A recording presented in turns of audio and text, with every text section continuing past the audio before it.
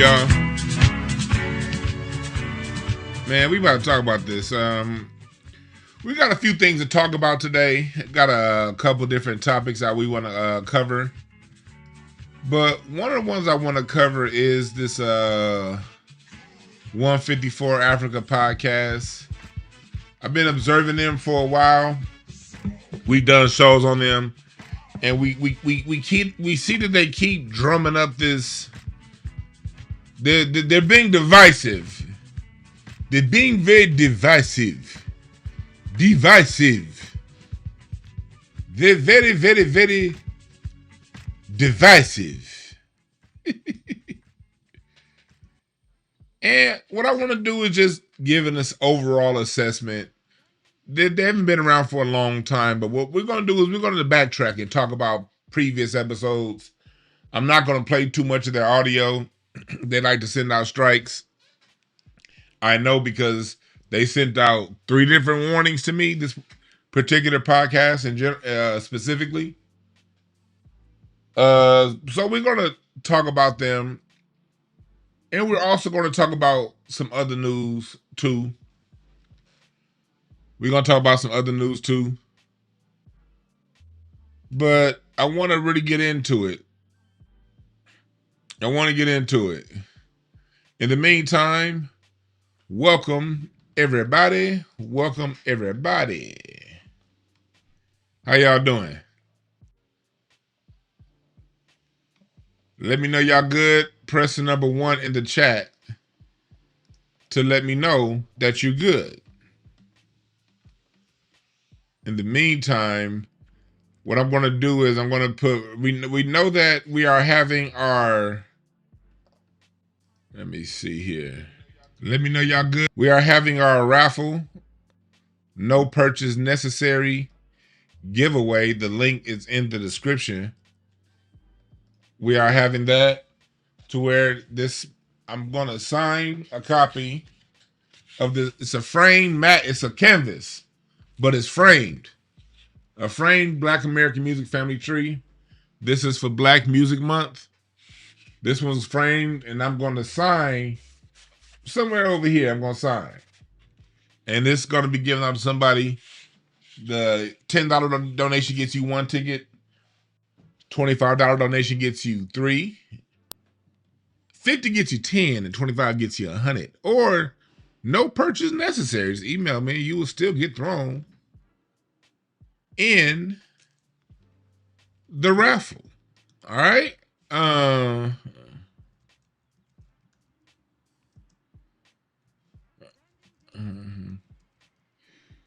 now what I'm doing is I'm putting it in I'm about to pin it.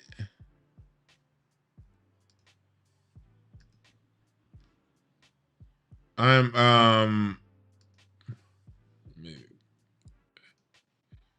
me see here. There we go. I just pinned it. I just put it in the chat and pinned it at the top. All right. But in the meantime, welcome everybody that gave me a birthday shout out yesterday. Welcome everybody that gave me a birthday shout out yesterday. I appreciate all y'all. Face by Zafira, DSM, Willie Mays, Infinite One, Hula Gang. Appreciate all y'all for joining. But we're going to talk about this media bias going on that we see. There's some things I want to talk about when it comes to that. Got to understand that there's very, very, very good reason I talk about Jay-Z to the level that I do. Because I've identified him, and I'm not over here to say I'm just some over here. I'm no goddamn, what do you call that man? I'm not Mr. What's that? Mr. Private Eye. What's that Private Eye's name? I forgot his name. That Private Eye. I'm not no Private Eye, but I've identified him as one of the primary ops in Black America, and I want to point out some of the people in the media that cover for him. And we're just going to talk about that because throughout our history here on this land, Our biggest issue has been internal saboteurs. People who sabotage what we do from the inside. That's been the biggest threat.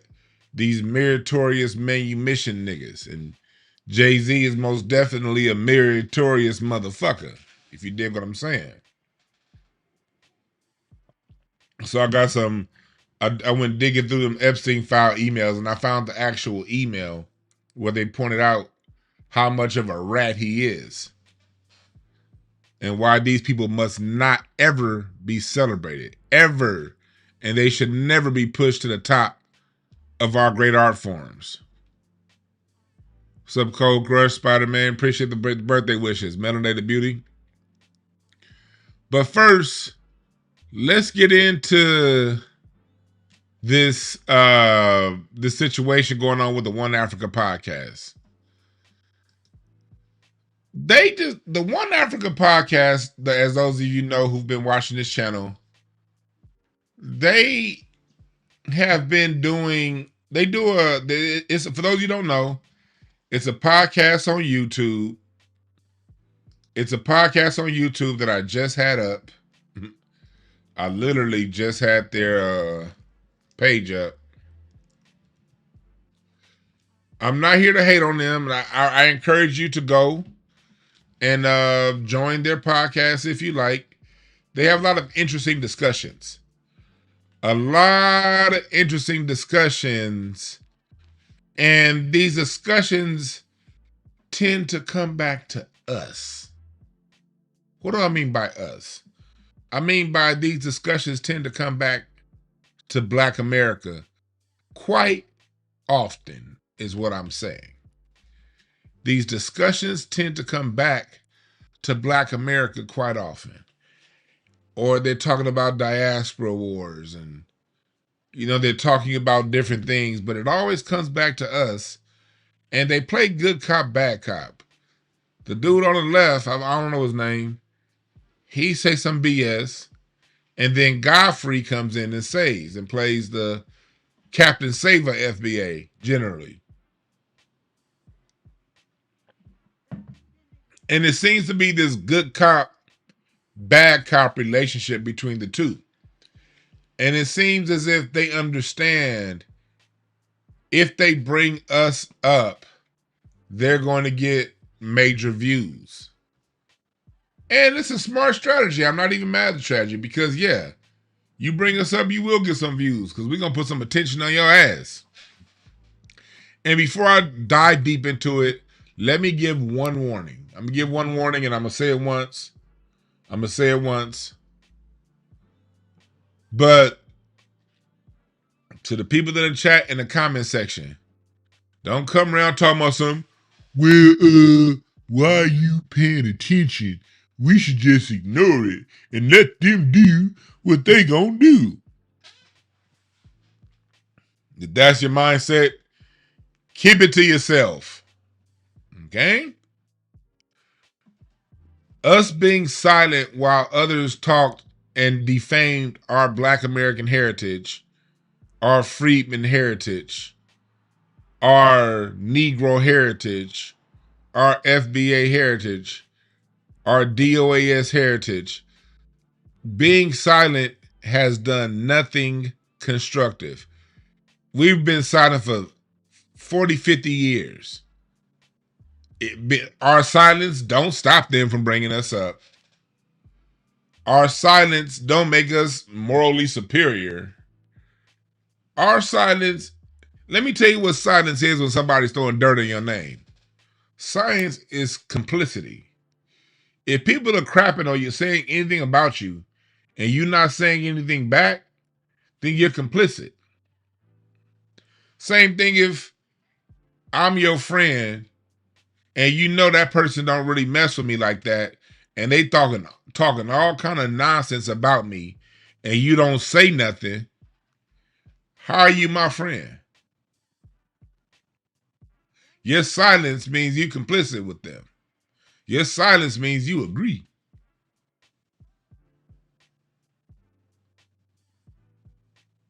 You're not going to at least be like, hey, I understand y'all got y'all issues, but don't bring it up when I'm here. That's you at least say that. You don't even do that. You kickling and cackling along with them. I mean, you with them. So let's break it down. Let's break it down. Let's break this all the way down. Then we'll get to some other news.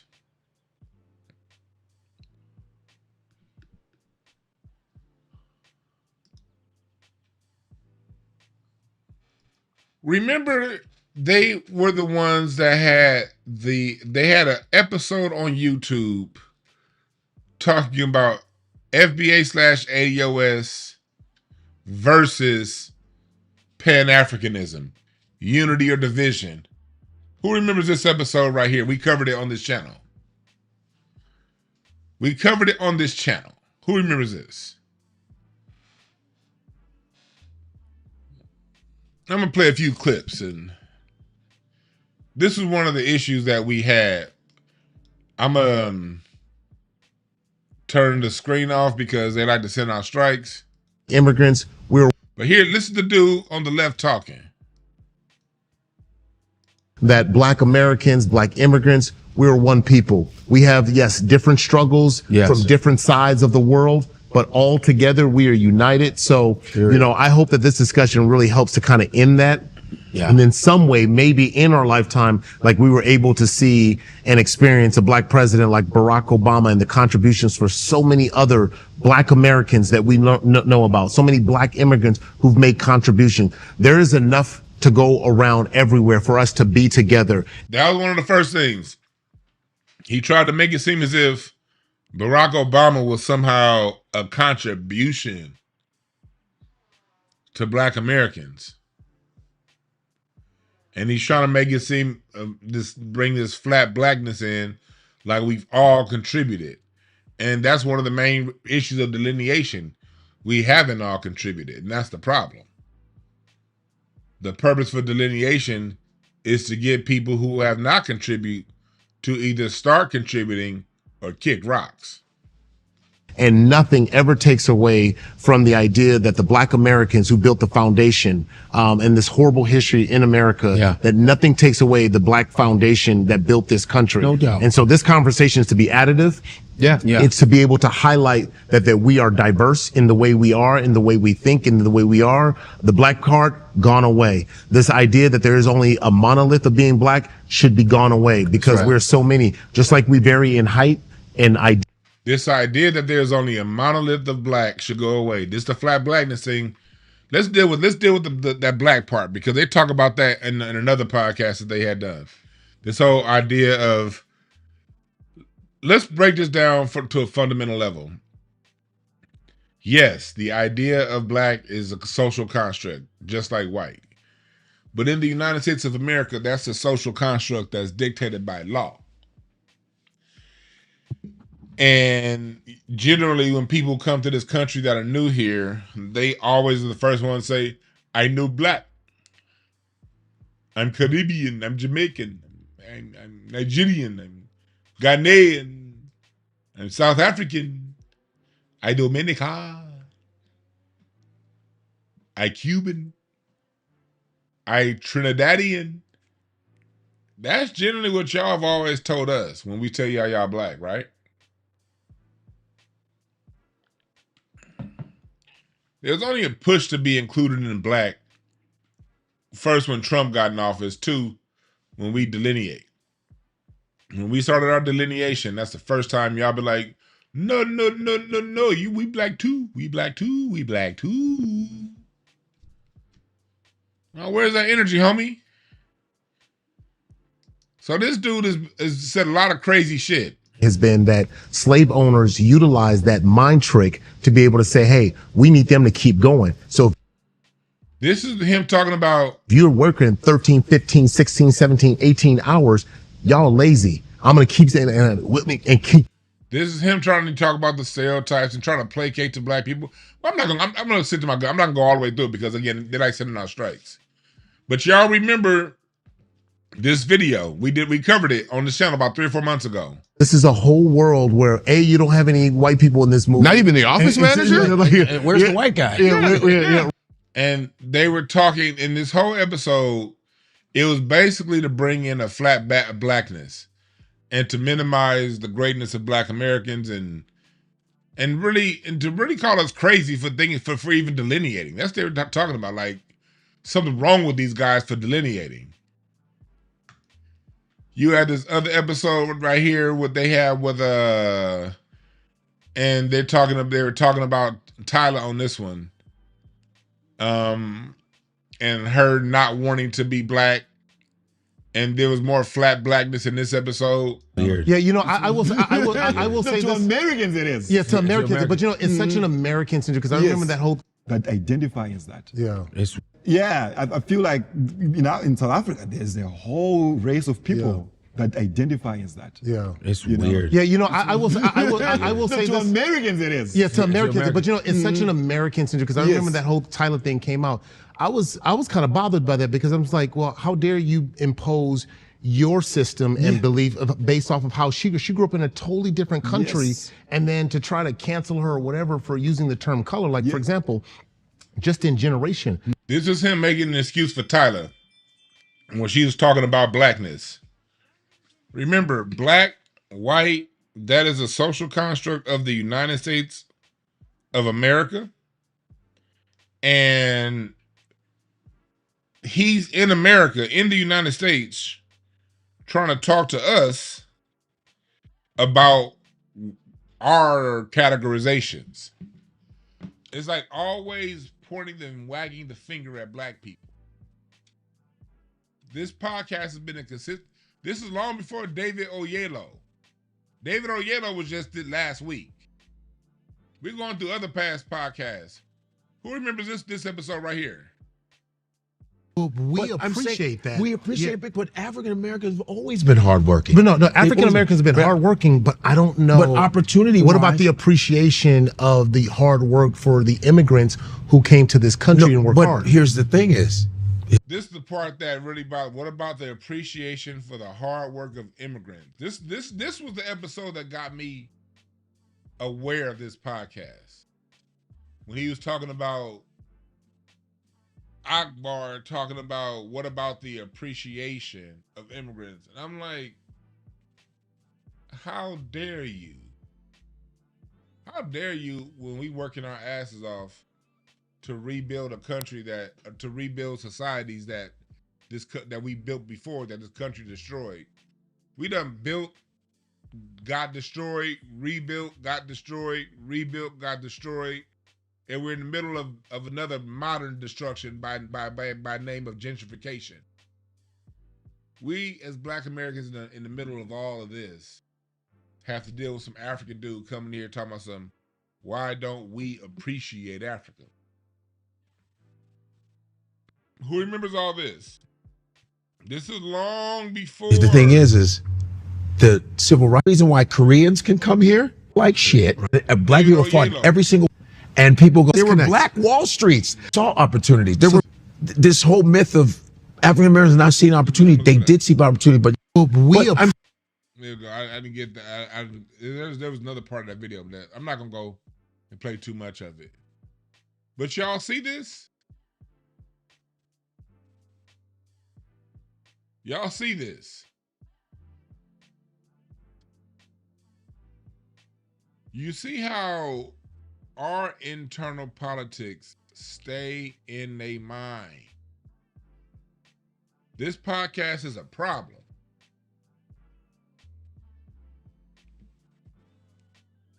This is before David Oyelowo talked about slavery in The Voice.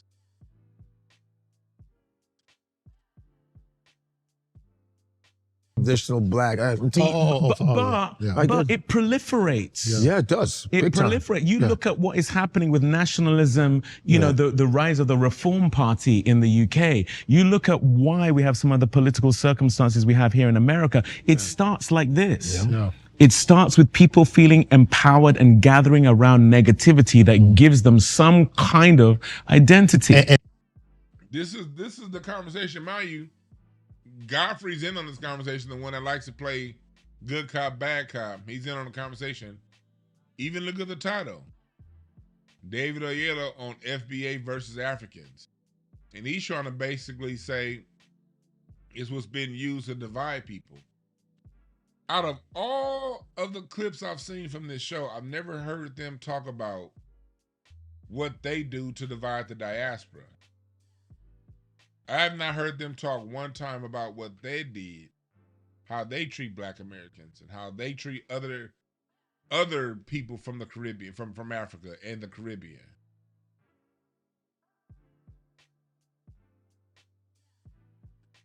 They have an episode on here talking about the diaspora war between the Caribbeans and the Africans in England. I mean, everywhere you look, these people are talking about problems.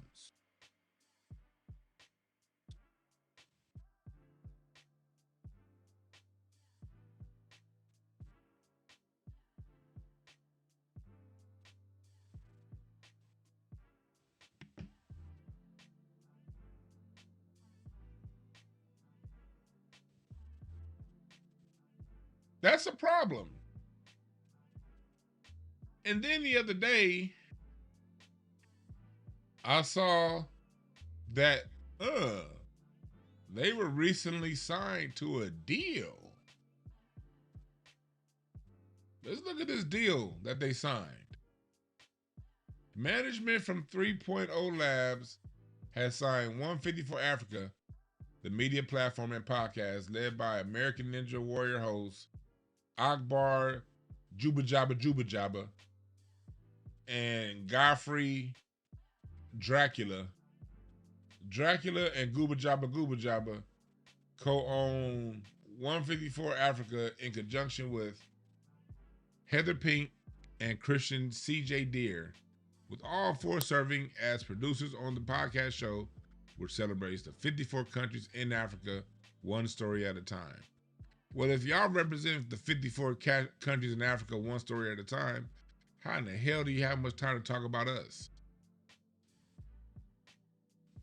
154 Africa podcast looks at African culture, investments, and diaspora identity, and seeks to bridge conversation between figures on the continent and global African community. It currently goes out through iHeart Podcasts, with recent guests have included Vic Mensa, Boris Cujo, blah blah blah blah blah. So this podcast is supposedly African centered, but at least every week, every other week, every third week, they bringing up Black Americans. How in the hell do we keep coming up? We ain't even mentioned on the, look at this, look, pay attention to this. We're not even acknowledged on their little mission statement. This ain't a little mission statement, who they plan to talk about.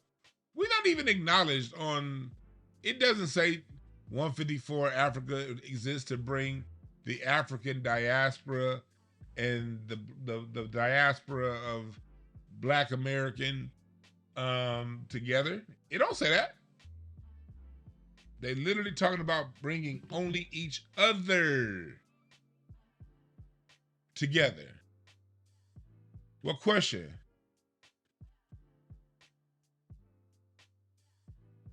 How do you bring people together?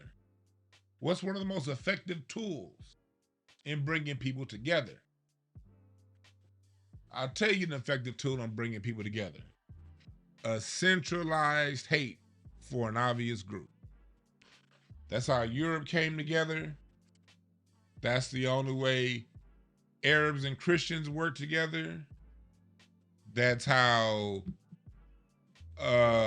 all kinds of the Anglo-Saxon and the Irish.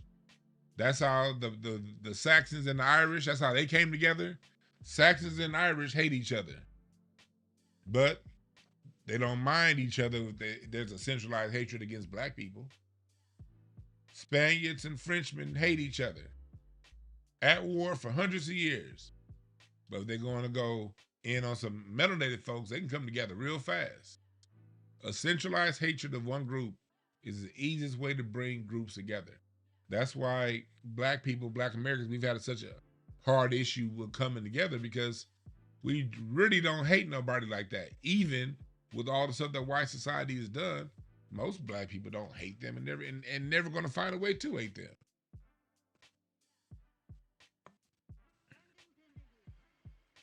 Is this making sense, chat?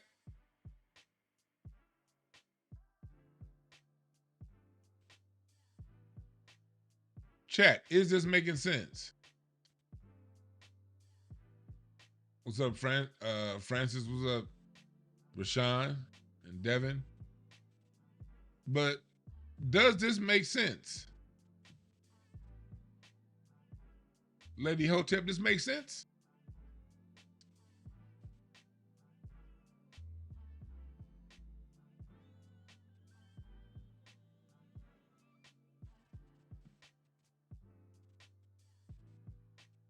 One54 Africa is produced with Pink Deer, a social media consulting, strategy, and creative firm that co-produces Pink and Deer on. So basically, they're the ones that's there. They got this partnership with this group.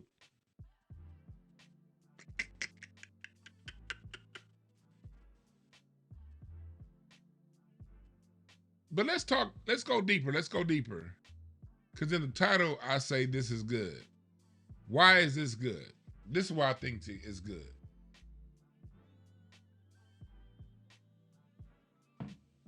This platform is going to continue to bless us with honesty. This podcast is going to continue to bless us with honesty. David Oyelowo saying, I put the slavery in my voice, and Godfrey laughing, that's the level of honesty we need.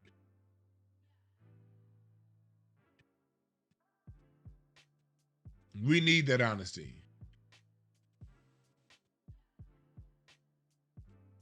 It's going to continue to provide us and remind us where we stand in this diaspora situation. It's going to give us an insight into how these people really feel about us and get down. And let me tell you why that's going to happen. It's either going to continue to have that, or it's going to be canceled. Because I'm telling you right now, if they stop talking about Black Americans and we're never the subject, the podcast is going to fail. It's not going to get any attention. What gets it attention is when they bring us up.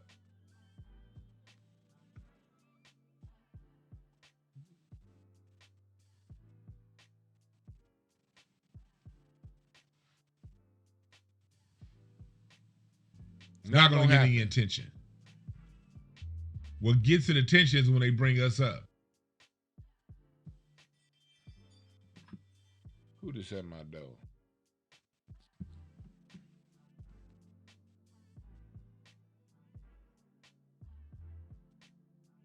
That's a good point. He said this is the only honesty that'll convince slow learners right.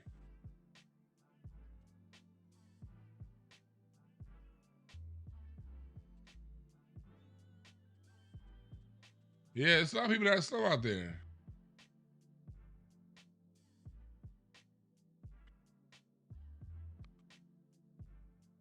And this is why this, again, let's go back to why this is important.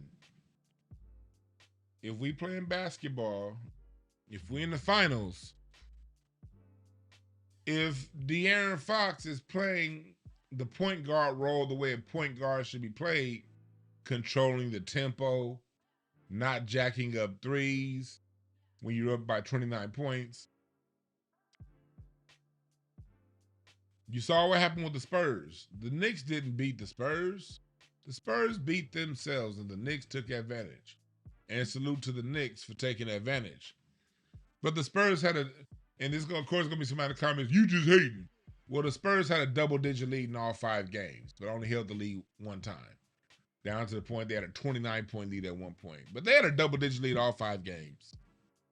But they had people on the team that did not do what was best for the team. They did what's best for themselves. It's self-serving.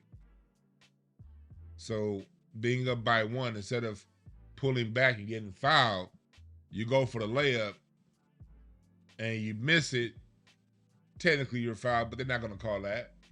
Why? Because you wanted stats. You wanted the glory. You wanted the highlight. You sacrifice yourself for the team. Why do we bring this up? When we're dealing with these people who are wearing our uniform, there's no way we can defeat the other team without people wearing our uniform working for the other side. If somebody wearing your uniform is playing with the other team, you're going to lose every single time.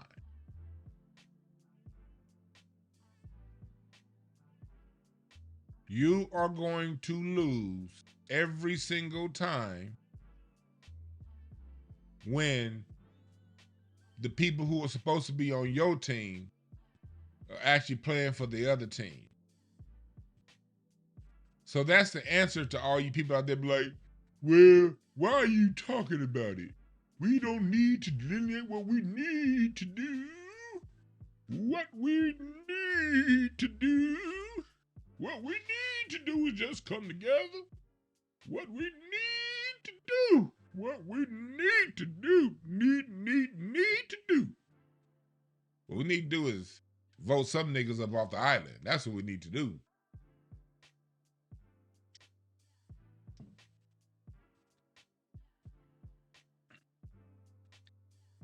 Salute to King Simon in the chat. I did it. I went on King Simon's channel a couple nights ago, a couple days ago.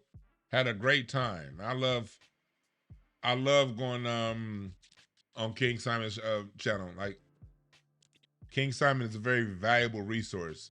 His numerology. Y'all see King Simon in the chat? I'm gonna say this before I get to the next topic.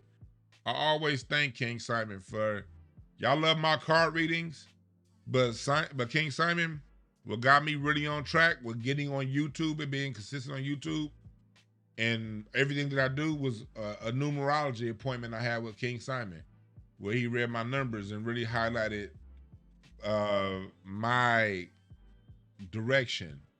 And he basically lit a road that I already knew exists. That's what a reading does. You already know where to go, but you don't know where to go. A good reading is just gonna point you in a direction you already know. And that's what he did with his numbers. He was like, your numbers say boom-de-bam, boom-de-wham, and boom-de-wham, boom-de-bam. And it helped me be like, ooh, bet, got it. Went down that road, man, I ain't looked back. Went down that road, I ain't looked back. If you've gotten the reading from me and you want to switch it up, go to King Simon again and have him look at your numbers. Numbers are everything. Numbers are everything. That's why numbers exist everywhere. You want to get that breakdown of your numbers, hit up King Simon, please. And no, he did not pay for this ad. He didn't pay for it. This isn't a commercial ad. And if he did pay for the ad, so I wouldn't advertise nothing I don't believe in. But he didn't pay for this. He didn't even ask me to. It's just, I felt like doing it because King Simon has been an asset to me. But I appreciate that Cheryl buying for my birthday. Yes. Yes, yes, yes.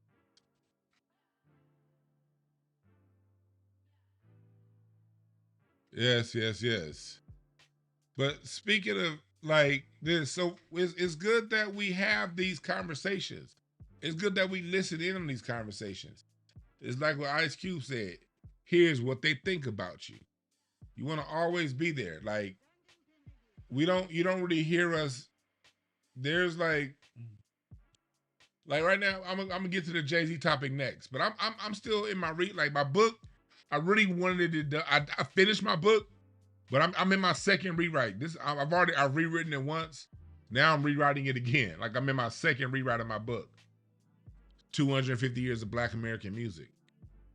And do you guys know that between 1640 and 1750, basically, that there were more enslaved people of American Indian descent than African descent in the Carolinas? Do y'all know that?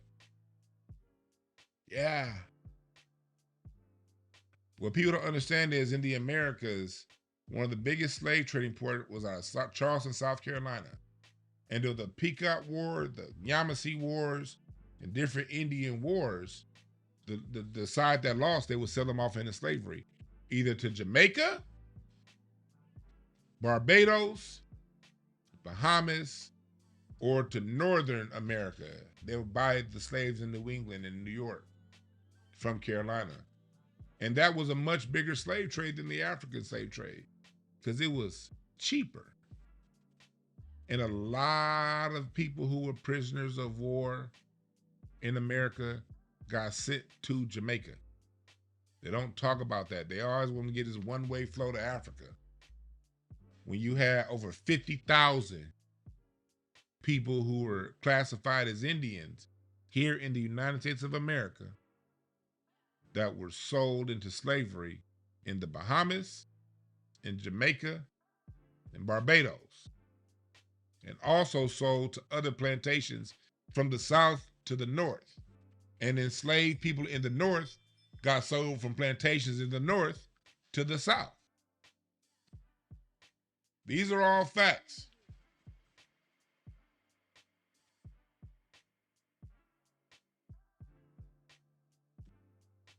All verified by long, old school books from the 1700s, logs, everything. But these are stories that your mind has been so conditioned to not believe.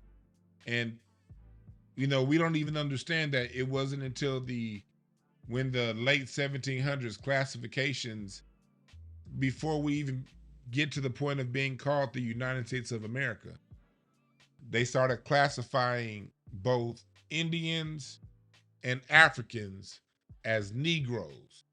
That starts back in the 1730s, 1740s. Negro became an all-encompassing term for Africans and Indians of all tribes. But you got to have a detailed, nuanced understanding of history to know this.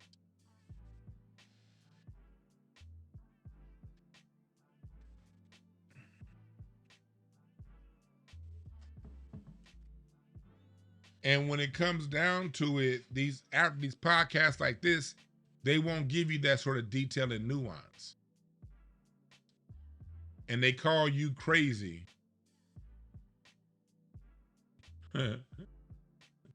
Possibly, King Simon.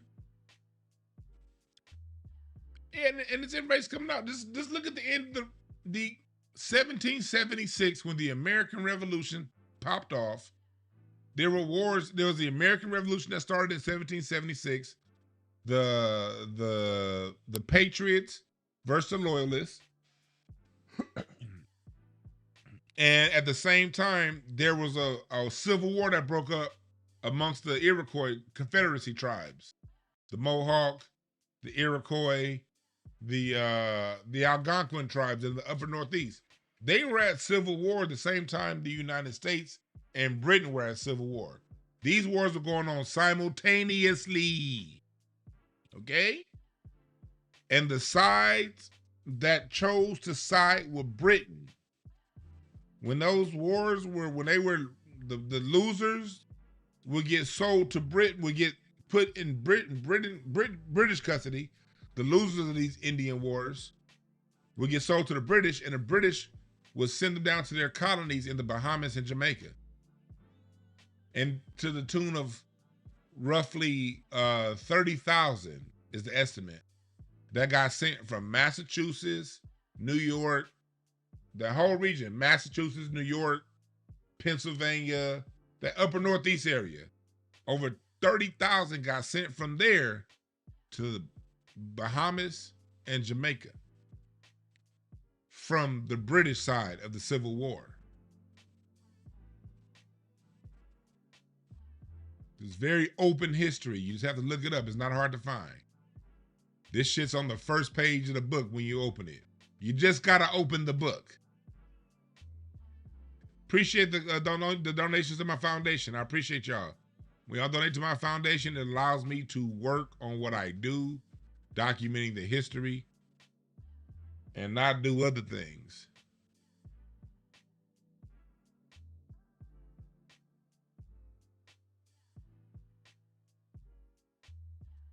So understand this, people. All this stuff is when I want to bring some education. I don't want to just bash on people without bringing education. We got to always bring education in what we do. Okay? And that's them. Now that we finished dealing with the imposter tethers, and I will open up my line later on if y'all want to call in. Let's deal with the homegrown problem. Let's talk about this whole Jay-Z Target situation. Let me break it down real quick, and then I'm gonna play the apologists. For those of you who know, we talked about it yesterday. Jay-Z signed another devil's deal with Target. As you guys know, I'm not going to be disingenuous. Personally, I was never with the Target boycott because I said that all these motherfuckers is evil. Target, Walmart, Amazon, all of them. And personally, I've never really shopped at Walmart. I've had issues with Walmart and how they squeeze out the middleman and stuff like that. So personally, I've never messed with them. But I thought that the DEI thing was like, that's not really helping black people. That's for other people that's not black, especially non-black males. But at the same time, since it's a cause that black people are supporting, I'ma just shut up. I did a couple episodes about a year ago when the boycott first started over why I thought it was dumb. But outside of that, I'm not gonna sit around and just pile on the black people who are. And as the boycott went longer and I got proven wrong, because I thought it wasn't going to work. The boycott worked. It's working.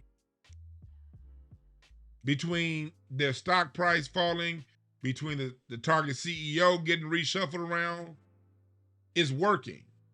So as a black person, even when there's something that I don't personally jive with, I'm not ever going to jump in and stop it because we have a lot of fires to fight. And I believe it's not everybody black's job to fight one fire. We got 360 degrees of issues coming our way. So just because I don't see that issue from my point of view, don't mean it's not an issue. I'm very aware of that. I can only see in this direction. I can't see none of this shit behind me. Maybe you can.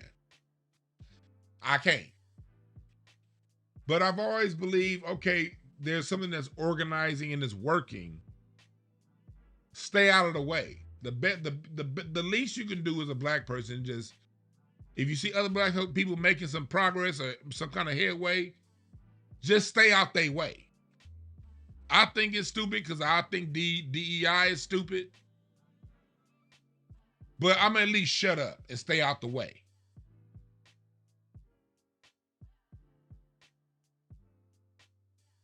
You say you work for Target in DC, on the DC side. Black people didn't. Yeah, black people don't benefit from no damn DEI. I think the point kind of stupid. But anytime a major corporate business can be hurt, I'm down for it.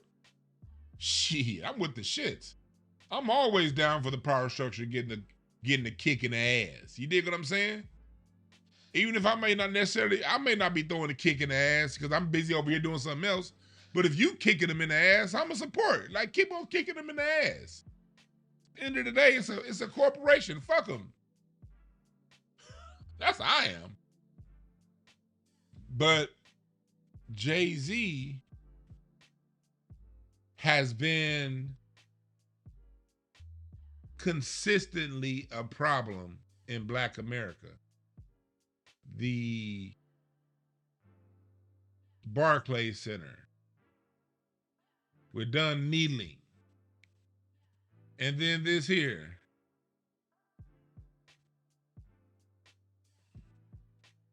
I went to found this article, and they even talked about it because I've identified Jay-Z as an op probably around like 2011, 10. Around when the song Tom Ford come out.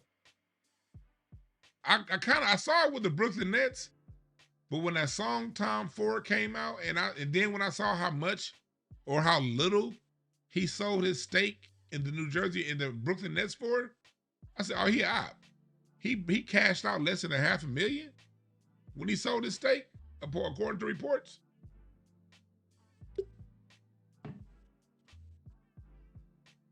Read this email from 2014.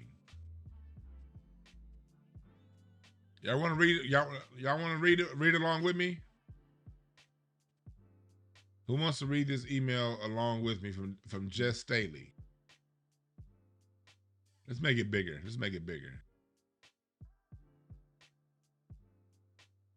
This is Jess Staley to Jeffrey Epstein. This is part of the Epstein file release. You want to know why we are not Sao Paulo? This is 2014. We're back at it. We're in World Cup times. This goes back, this off the top of my head, 2014. That was around time Brazil had the World Cup. Let me make sure I'm right. It was some kind of world event. It's either World Cup or Olympics.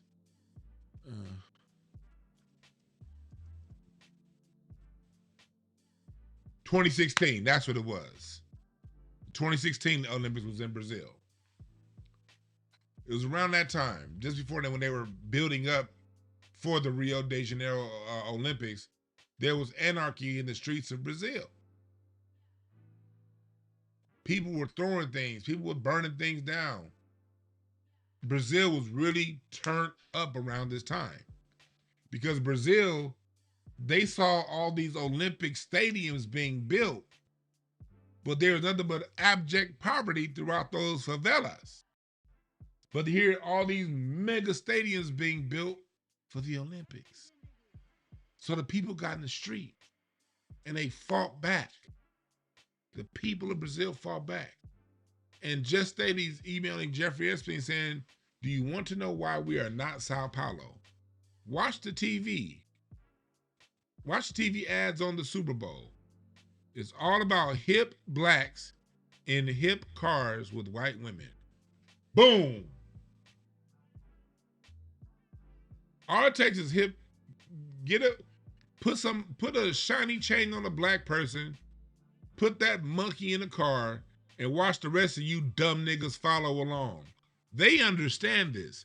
Chat room, this is why I have no tolerance when y'all see me cuss people out. When I cuss out bronzexuals, Jay-Z, Jay-Z dingleberries, the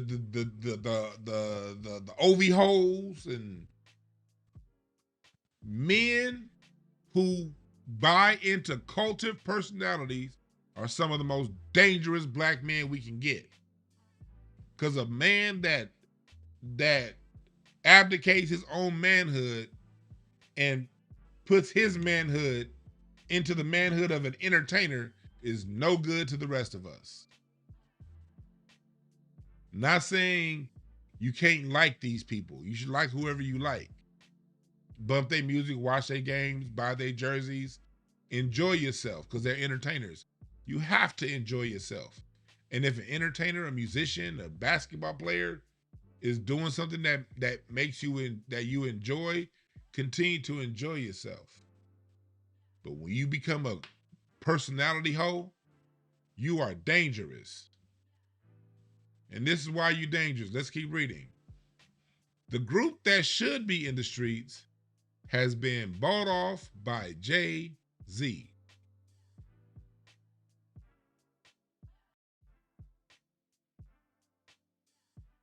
They wrote this email years before we done kneeling. This was years before we're past kneeling. They knew when he did what he did to Rockefeller, the first Rockefeller, that he was their boy.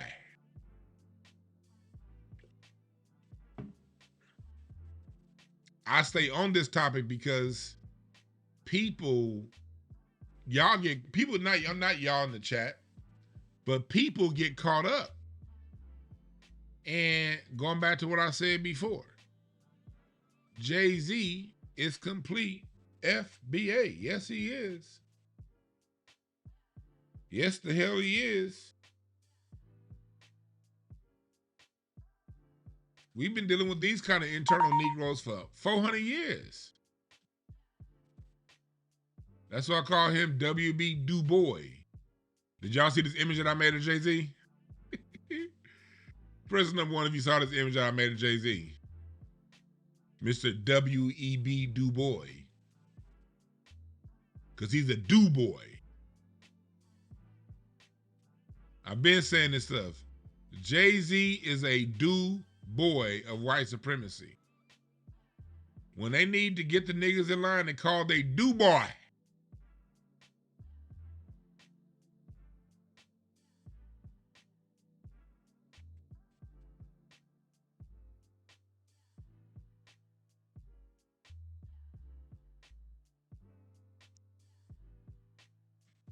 Black men that are caught up in cultive personalities are dangerous. They're very dangerous. And they're also very useless to the greater cause. They are De'Aaron Fox on the Spurs. They will, right when it's time to catch the lead, think about it, Jay-Z on your team. You hurting Target. I'm not with the Target boycott, but at the same time, I'm with all these multinational companies crumbling. I want them all to fail. There's time for a corporate reset. The same way Theodore Roosevelt busted up the unions and the back in the day. I'm drawing a blank to, they weren't called the corporations back then. They were called trust and something else. But the same way those monopolies were busted up by President McKinley and Roosevelt and Taft. Well, not Taft. Roosevelt, McKinley. Well, Roosevelt was actually, he didn't really bust the unions up. Teddy Roosevelt, he ran on a campaign of busting the unions up. He really didn't. President McKinley came in after him and did a lot of the work to bust those, not unions, the trust, the robber barons. The trust, yeah. What's up, Cisco Bell? We're at a time that the trust and the robber barons got to be broken up. So again, although I personally wasn't with the Target boycott, I still stood with those who did it because why not take the corporation down? Fuck it, let's just do it. Look, I'm down with taking the corporation down just for shits and giggles. You dig? That's what I'm down for. I'm down for taking these multinational corporations, conglomerates. I'm down for taking them down for driving over a bed bug. Like, Dwann, how do you know they killed a bed bug? I don't know. Shit, bed bugs' lives matters too. Shit, let's ban this corporation. Shit, I don't give a fuck about them corporations.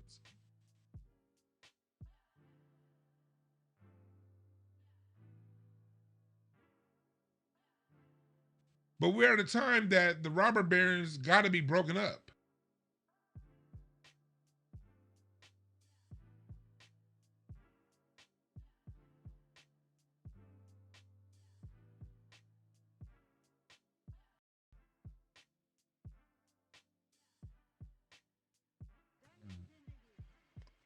Now, when that happens, they're going to be, for Jay-Z to have the place that he has, there has to be a media that's there embedded to amen anything that he does.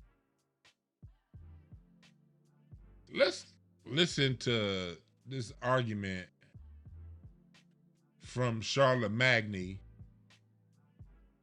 the guy that named himself after the European that presided over multiple genocides. Let's watch. Because of the boycott, according to the people. Well, listen, personally, I think it's selective outrage. Okay, the reason I think it's selective outrage, because if you go on Target's website, it seems like every major artist has the same vinyl exclusive with Target. I saw it on J. Cole, The Fall Off. I saw it on Kendrick GNX. I saw it on The Weeknd. I saw it on Nicki Minaj. I even saw it on Taylor Swift. So I don't understand why all of a sudden this is an issue because it's Jay-Z. Shouldn't it be an issue for every artist that came before? You would think so if we're consistent across the board, but I think with Jay-Z. You heard, that's number one apologist. Wayno, I wouldn't call Wayno. I wouldn't put Wayno on the same level. You have as Pink Charlamagne Friday the too. God as far as being a Jay-Z apologist. But listen to what he had to say. I'm not grouping him with Charlamagne. But listen to what he had to say. Good points as to why the boycott was started. Now, even with that being said, I wanted to turn to some of the other people who have products, not just products, but artists who have done vinyls and specific vinyls exclusive because they changed the color or whatever. Same music, but they, distributed through Target. One in particular was an album that came out this year. J. Cole's The Fall Off, Target exclusive edition, right? You have like a silver vinyl, as you can see in the picture. Then, of course, we have Kendrick Lamar, right? And the reason why I say of course is because big artists usually do these, deals with Target to distribute their physicals. You got GNX that had a Target exclusive vinyl. You have Pink Friday 2, which is a Target exclusive vinyl, right? And then you also have Taylor Swift's. Now, Taylor Swift, nobody's really looking towards Taylor Swift in a situation. All right, let's break it down. See, this is very misleading. And it's what we call conflation. This is a typical of people who defend Jay-Z. They conflate two things that aren't alike. Let's make it very clear. Kendrick's distribution deal with Target started December 2024 when GNX dropped. And I ain't here to make excuses because I ain't on nobody's team. Make it very clear. I'm not Team Kendrick. I'm not Team Drake. I'm not Team Taylor Swift. I'm not Team any of these niggas. Because ain't none of these people reached out to me for my, ain't nobody reached out to me. They paying all these other people for goddamn looks. They ain't paid me shit. So I ain't loyal to nobody. And if I was paid by one of these people, I would disclose that to you if I was. But I'm not. And I'm not for sale, honestly.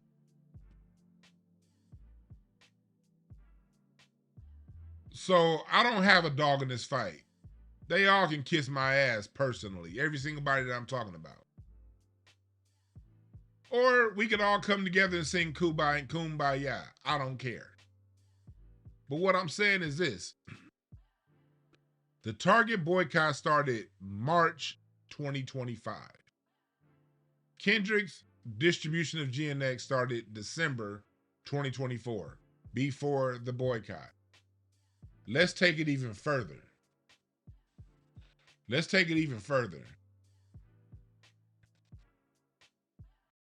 Universal Records has a direct distribution deal with Target for their vinyls, to where Universal artists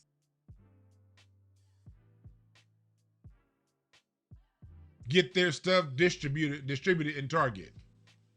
J. Cole, Interscope, Universal, Taylor Swift, Empire. Was it Empire? Taylor Swift is directly with Universal. The Weeknd, Universal. Drake, Universal. This Kendrick, PG Lang, Universal. These are artists that are distributed under Universal, in which Universal has had a standing agreement with Target going back for over a decade now. Forest Hills Drives was distributed through Target. That's a Universal deal. Why ain't Charlamagne the God bringing up this?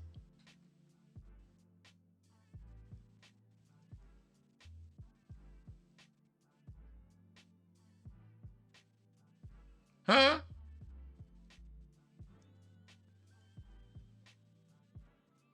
Wayno, you medium, my brother. When we're dealing with those, every single artist that you mentioned, and I don't like, Kendrick is the only one who I actually listen to their music. I don't listen to J. Cole's music. I listen to a lot of Kendrick. I don't listen to J. Cole. I definitely don't listen to no goddamn Taylor Swift or The Weeknd. The Weeknd sucks. I was listening to my niece. I was talking to my nieces yesterday when they was over here for my birthday. Telling them they like The Weeknd. I was like, damn, we lost one. The hell, y'all like The Weeknd? Oh, I could get mad. They 15, whatever. You like horrible music when you're a teenager. I don't like none of these rat bastards. But that's a deal that was signed long before the boycott.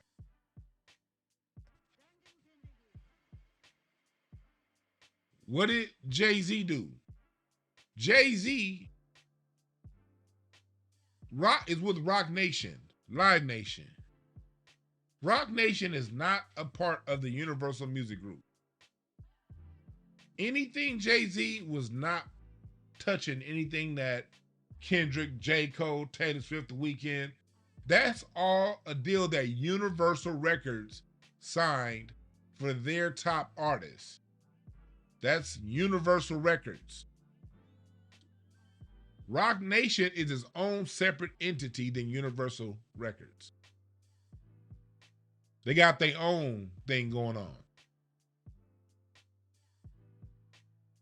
Now, there are certain Rock Nation artists that may release through Universal, but it's different. What Jay-Z did was, not only did he wait in the middle of this boycott being effective a year, they always talk about what black people can't do. I got to give the people who boycott Target credit. They held this shit up for over a year. And do y'all remember back in March when Jamal Bryant tried to say, well, the Target fast is over? What did they say?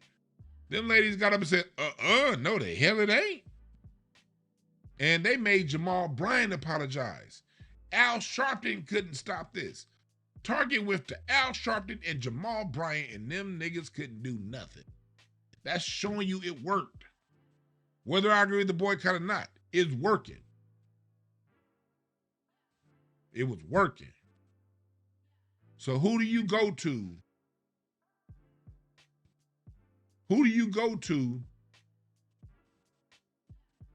when something is working and you need the Negroes back in line? Who do you go to? You go to W.E.B. Du Bois. You go to this nigga. Why do you go to this nigga? Because too many of you Gen X and half of you millennials worship this guy. And there's nothing this guy can do that could be wrong.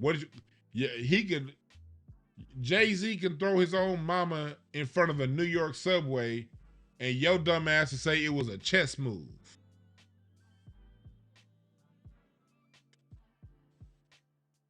That's how effective he is.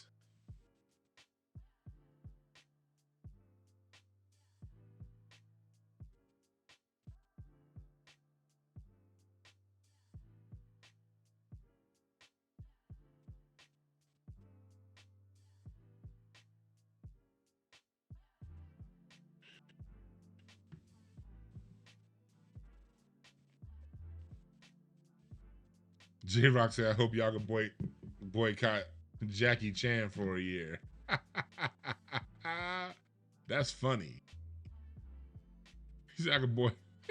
Talking about them nail shops.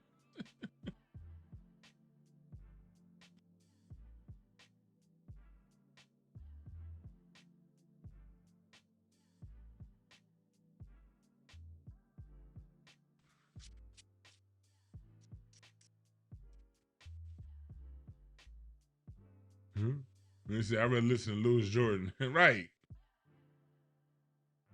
Yeah, Jehovah's Witnesses. That's a good one. The Jehovah's Witnesses. Tell you, there's a zero tolerance for fanboyism on this channel. Like y'all know, about a month ago, 2 months ago, I lost a mod that used to drop cash out. That mod used to drop super chats every episode. But I talked about Jay-Z. That I had a mod that would thank me for educating them, drop cash apps every episode, and all that stuff. But I said something about Jay-Z and that nigga flipped. You know what I said to that? Good. Bye-bye.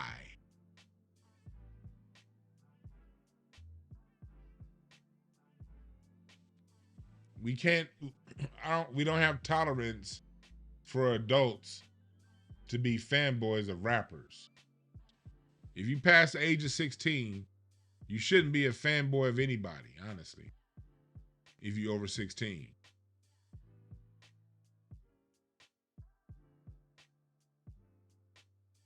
Shouldn't be a fan of anybody. Not like that. Appreciate them, of course.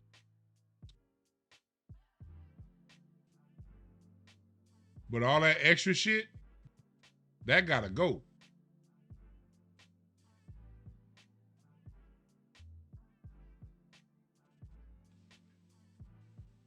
Too dangerous.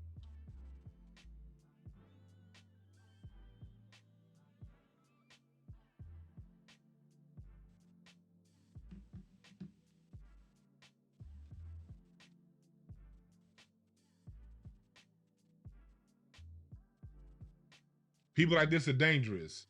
Go back to that email. And I'm over the phone line pretty soon. Y'all get ready to call in because I want to hear what y'all think about both topics. I want to hear what y'all think about both topics. I want to hear what y'all think. But go back to the email. And that one isn't clear. Let's go to the clear one. Here we go. The group that should be in the streets has been bought off by Jay-Z.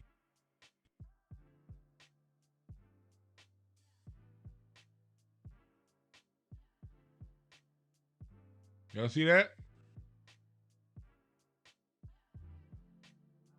This is all around the time of Alton Sterling. Mind you, 2014. This is post Trayvon Martin, George Zimmerman. This is the time of Alton Sterling. This is Freddie Gray. This is Rakia Boyd. These names we should never forget. This is just before Ferguson. This is those times, which we're still in now, kind of, honestly.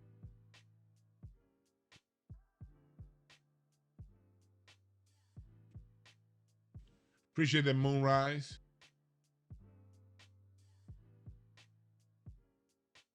So again, this was 2014. Call in 323-705-5150. This email is 2014. We're past. This was before Colin Kaepernick even took a knee. Think about that, folks. These wealthy elite knew who to call before Kaepernick took a knee. Kaepernick didn't take a knee to 2016. This email is 2014. This is 2 whole years before Kaepernick took a knee.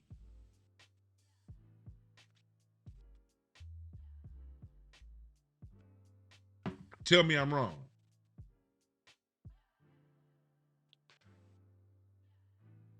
Two years before he took a knee. 4 years before Jay-Z said we passed kneeling.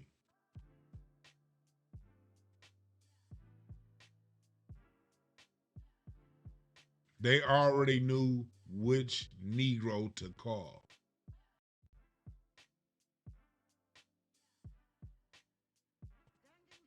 Real talk, Chris. The truth is coming out. Yeah.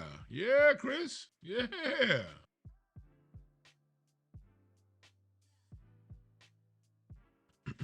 And remember, the thing is, you can't. Let's all go back to the infallible Negroes. The infallible Negroes are Michael Jordan, LeBron James, Jay-Z, Drake, depending on your generation, and Obama. To the younger ones is Drake. To the older ones is Michael Jordan. But Michael Jordan don't say nothing. So I don't really put Jordan in this argument because Jordan don't really come out and make statements. Jordan don't tell people we're past kneeling. It wasn't Jordan's call when it came time to end the pandemic break in 2020. What did they do in 2018? Call Jay-Z for football. In 2020, hey LeBron, let's get this basketball thing back going again. Y'all remember it was an episode? I forgot who that was, what show that was, and they were saying that the league was ready to strike. The league was like, nah. Steph Curry didn't play. The league was like, nah, we good. We don't need to play. And they said that we would have followed whatever league LeBron gave us. And LeBron said, let's go back out there and play basketball.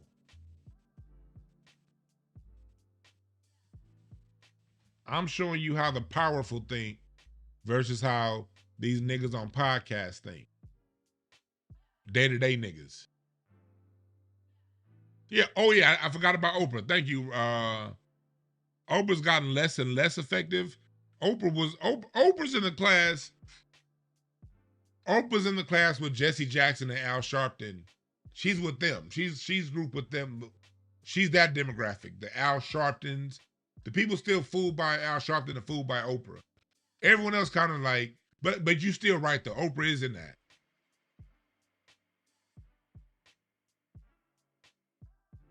Oh no, I was invited to be on Culture United yesterday, but it was my birthday and I had my mom and my dad over and my wife's family. So I was invited to be on Culture United yesterday. I just couldn't because hell, it was my birthday. Shit.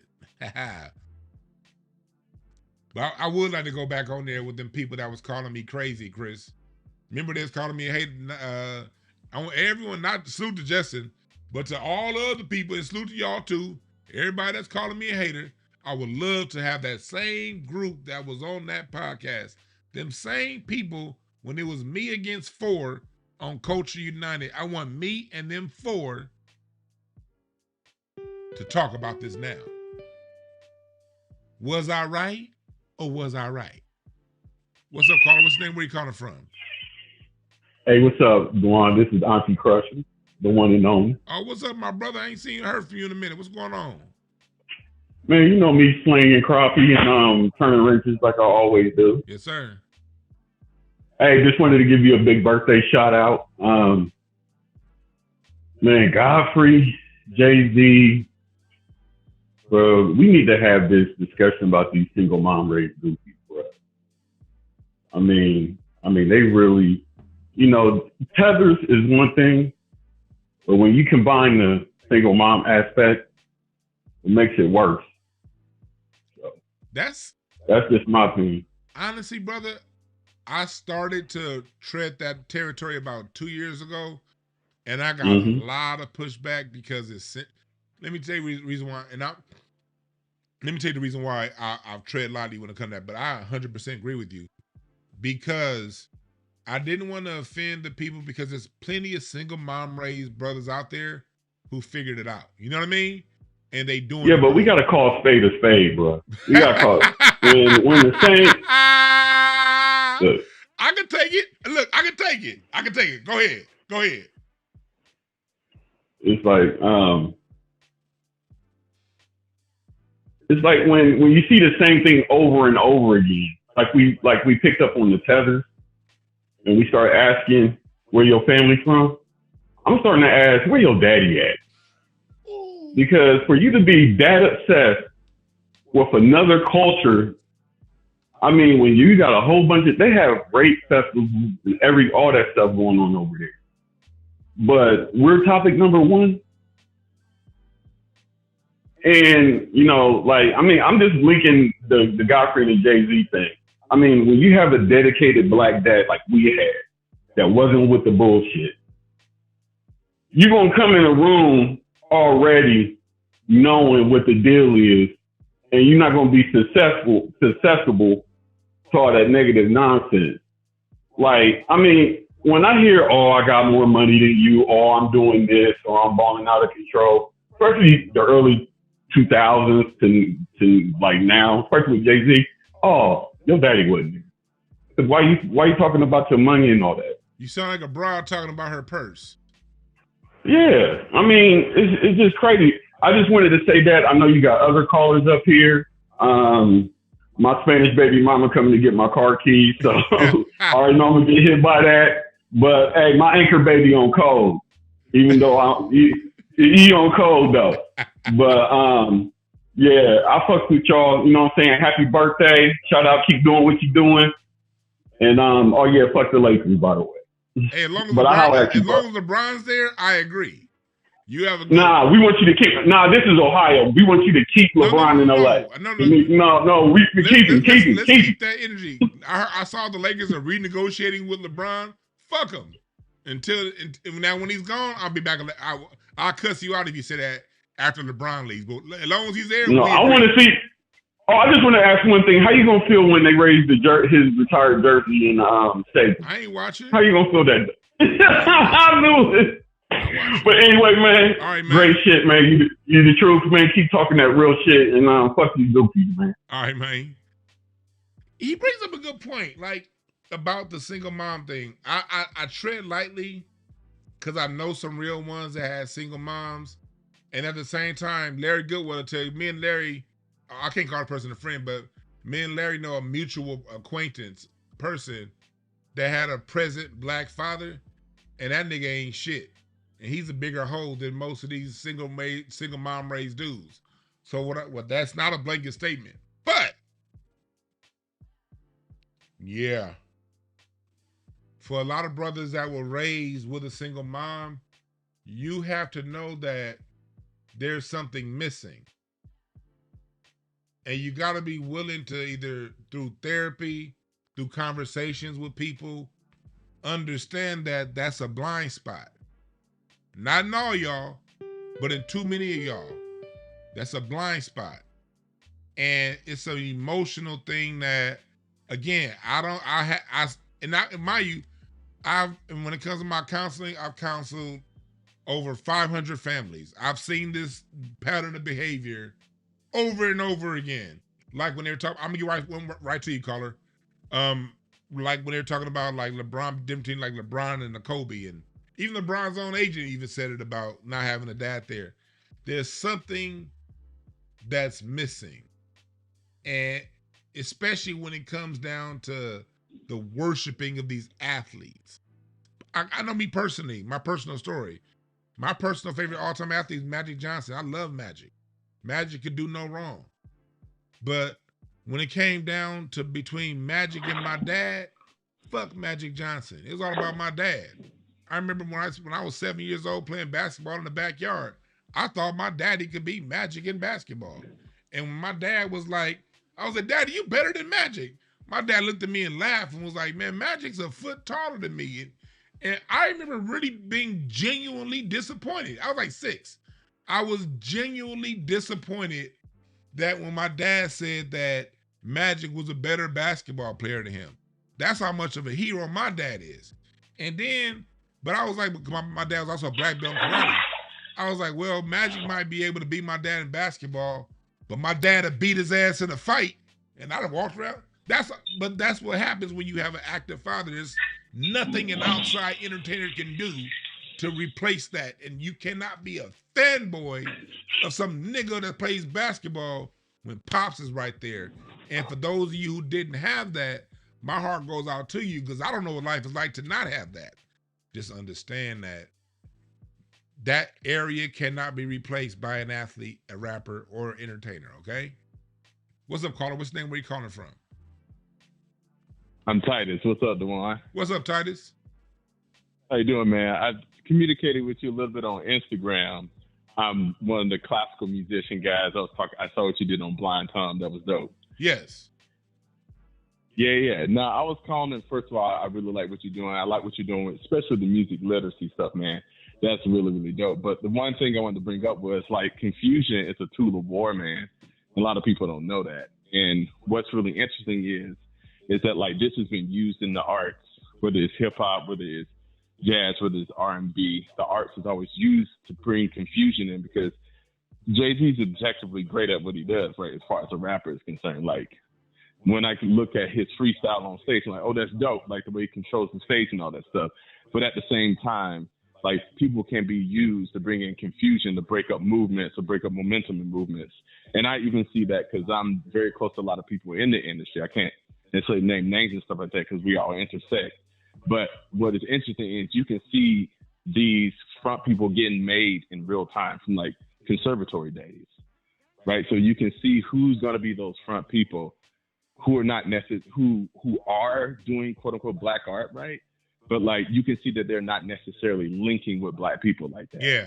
So that's a very common thing that we see because we talk about it behind the scenes amongst a lot of people. We know who those people are, like people that don't pay people, people you see who their management team is, or you see who's behind the scene with these people when you actually meet them. And I'm sure you met a lot of these people, but they have like this black front, so you can't really critique them in public because people are confused about what's actually going on because they don't know these people. So that's what I find interesting about what's going on, and I find it very, very predictable. It's sad that people can't see that that's plain as day, and that's the issue. So you're right. It's sad because they think, okay, because of now, oh, I can't enjoy his music. No, you can still enjoy the music. Right. Enjoy it. It's entertainment. It's just entertainment. Enjoy the entertainment. Right. Just leave the extra shit at home. Is all we saying. Right. I mean, I think that's hard for people to do. I mean, I'm gonna get hella geeky right now with the music shit, but like in the classical arts, you know, there's the composer Wagner. He did all the operas, right?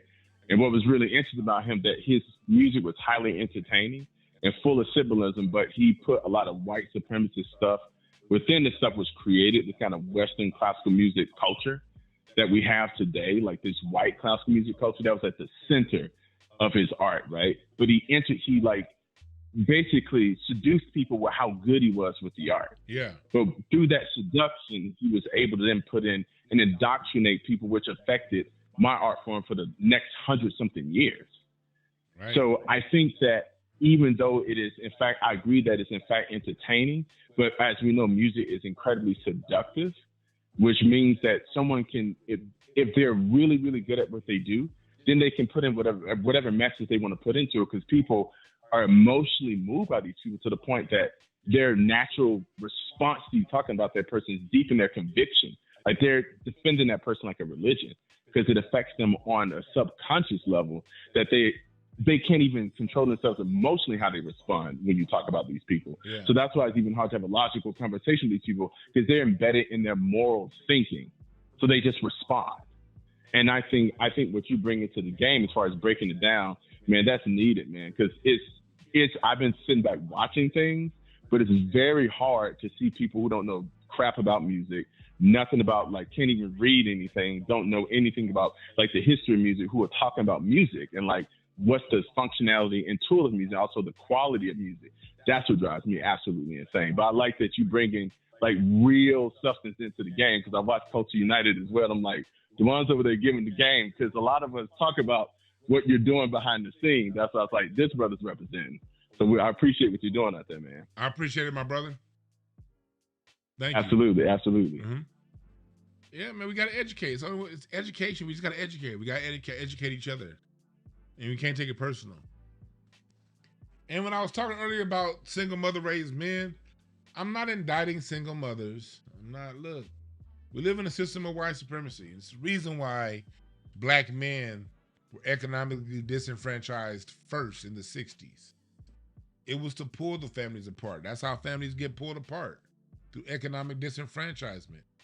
Look, there are over 500,000 orphans running around the streets in New York and on the East Coast throughout the late 1800s and early 1900s that were orphans. Some of them were Cabbage Patch Babies, the rest of them were abandoned by their parents. You get abandoned when economics is tough. I don't give a damn what society you in. When economics is tough, men who cannot provide will go find somewhere where they can be useful if they can't provide for their family. That's white, black, Asian. It's anybody that's economically disenfranchised. So when I had this conversation, emotional males and women can't take it personal.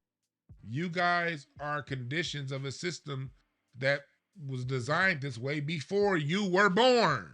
Okay? The key is not to take it personal. The key is to understand that this can be an issue. It's not going to be an issue for all, because in my work with my company, Breakthrough Advocacy Services, I don't have any kids that are mentoring now, but I've had a dozen or so kids with my company that had single moms, and they hired me to come and be somebody that's there to talk to their son. And I didn't do traditional therapy. We more so just sat down and we had conversations, and I would just teach them things, about life and give them that male energy and that male game. But I just, those services, I stopped doing it because in order for it to be too worth my time, it got to be too expensive, and I didn't want to be charging my parents like that. So now I have my foundation, and in my foundation, I do that work. I do that kind of work in my foundation now through different community centers. I understand that the male has been taken away. So God has blessed other men out there to be there, to come in a supporting role. Be that. Do that. Because we are a community that got to help each other. We got to help each other. You can't take it personal. But as a man, you got to know that if you got your own kids and you teaching your kids to look up to LeBron James and not you, that is a problem. And I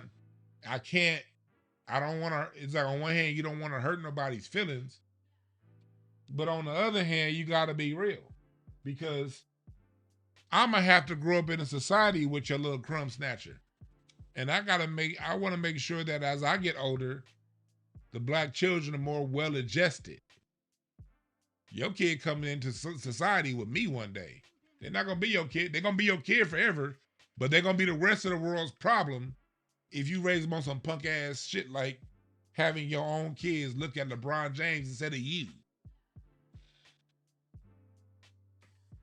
And that's a problem.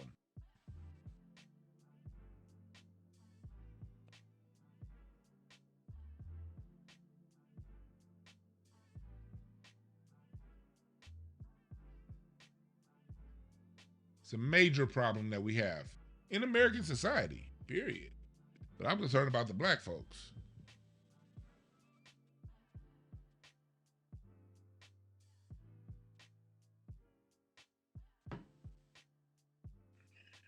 You niggas that be following Jay-Z blindly, y'all are in the way. Every time we as a society got something good about to happen, here come this nigga. Every time we making some progress as a people, here come this nigga.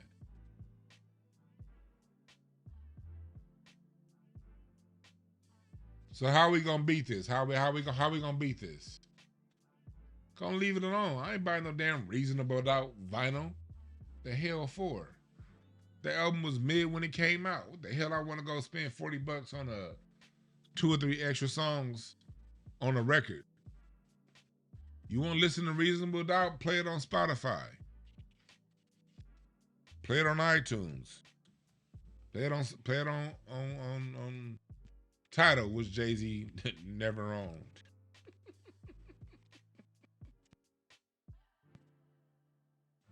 Shit.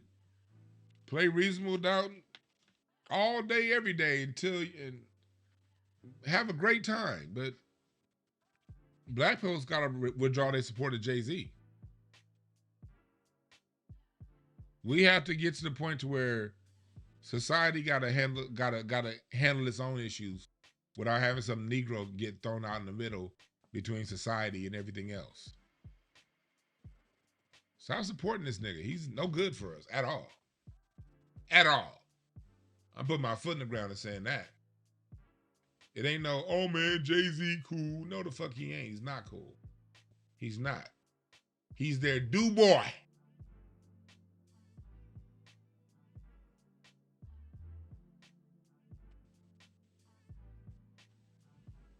Y'all know that, y'all see the raffle link at the bottom? No purchase necessary, but we raffling off a signed version of this black, I'm gonna sign it somewhere right here. Black American Music Family Tree framed canvas.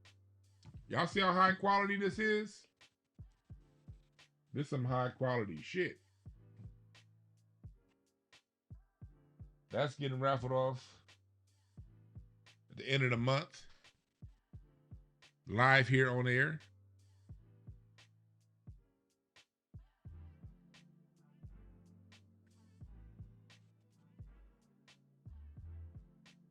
I think this person here doesn't get the point. He says, unfortunately, say black community has a large population of single mothers. I didn't say that. But let's go with it. That include all black people across the diaspora. No way to say how many are FBA. Ryan, you missed the whole point. We started the show talking about non-FBA tether haters. But we also got FBA tether haters too from inside. The key isn't to say, oh, now if you want to delineate, and I'm all with delineation, but you got to be smart enough to delineate from niggas born and raised right here. Ain't no tether on earth more dangerous than Jay-Z. Okay? What's the difference between Charlemagne's medium, Charlemagne the rainbow flag? What's the difference between Charlemagne the rainbow flag and the shade room? There is no difference between Charlemagne the rainbow flag and the shade room. Only difference is one is FBA, one is not FBA. But look at the content that they produce. You can't get so caught up on who is who. Look at the play people are making. God damn.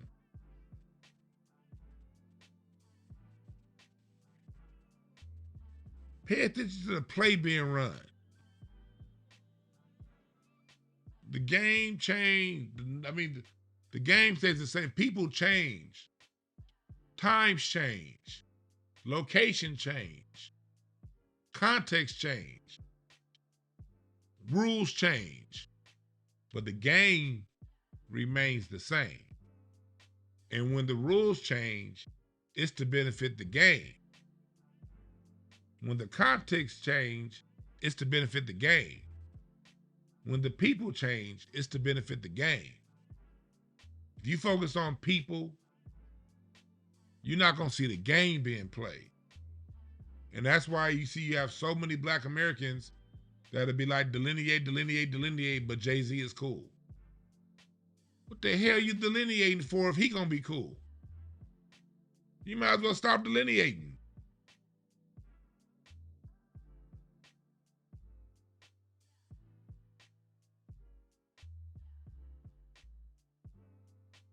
The hell is the point of delineating if you're gonna accept this nigga?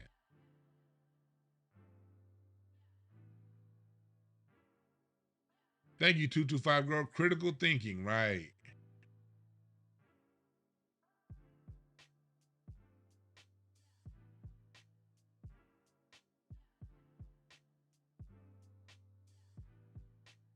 Miles, you can let people talk. Only ban them if they trolling. But if they just have a different opinion, that's fine. Oh, Pharrell's very dangerous, Javi. And Wayne. But look, here's the thing with Wayne. Wayne shuts up. Other than he said, I ain't with that Black Lives Matter shit. Yeah. We saw that by Wayne. You know, and it was Pharrell that said the new blacks. Y'all remember when Pharrell said we're new black?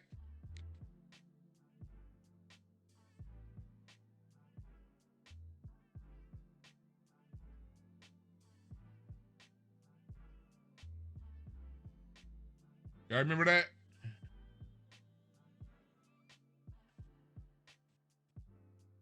The new blacks.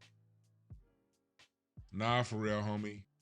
We all black, just regular black. Ain't no new black. We tried the new black thing around the time of the Harlem Renaissance 100 years ago. And them niggas figured out real quick when they got up north That it ain't no different than the South. It ain't no different than the past. Ain't no goddamn new black.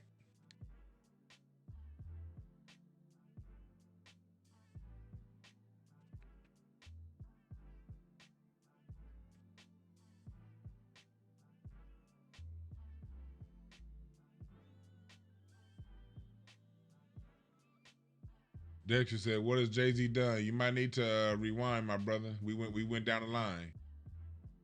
We went down the line with what Jay-Z did until we got to his most recent thing with the Target. When you cross the Target line, it's the reason why the Target called him, because he's effective. It's because those black folks that were boycotting them were working. It was working."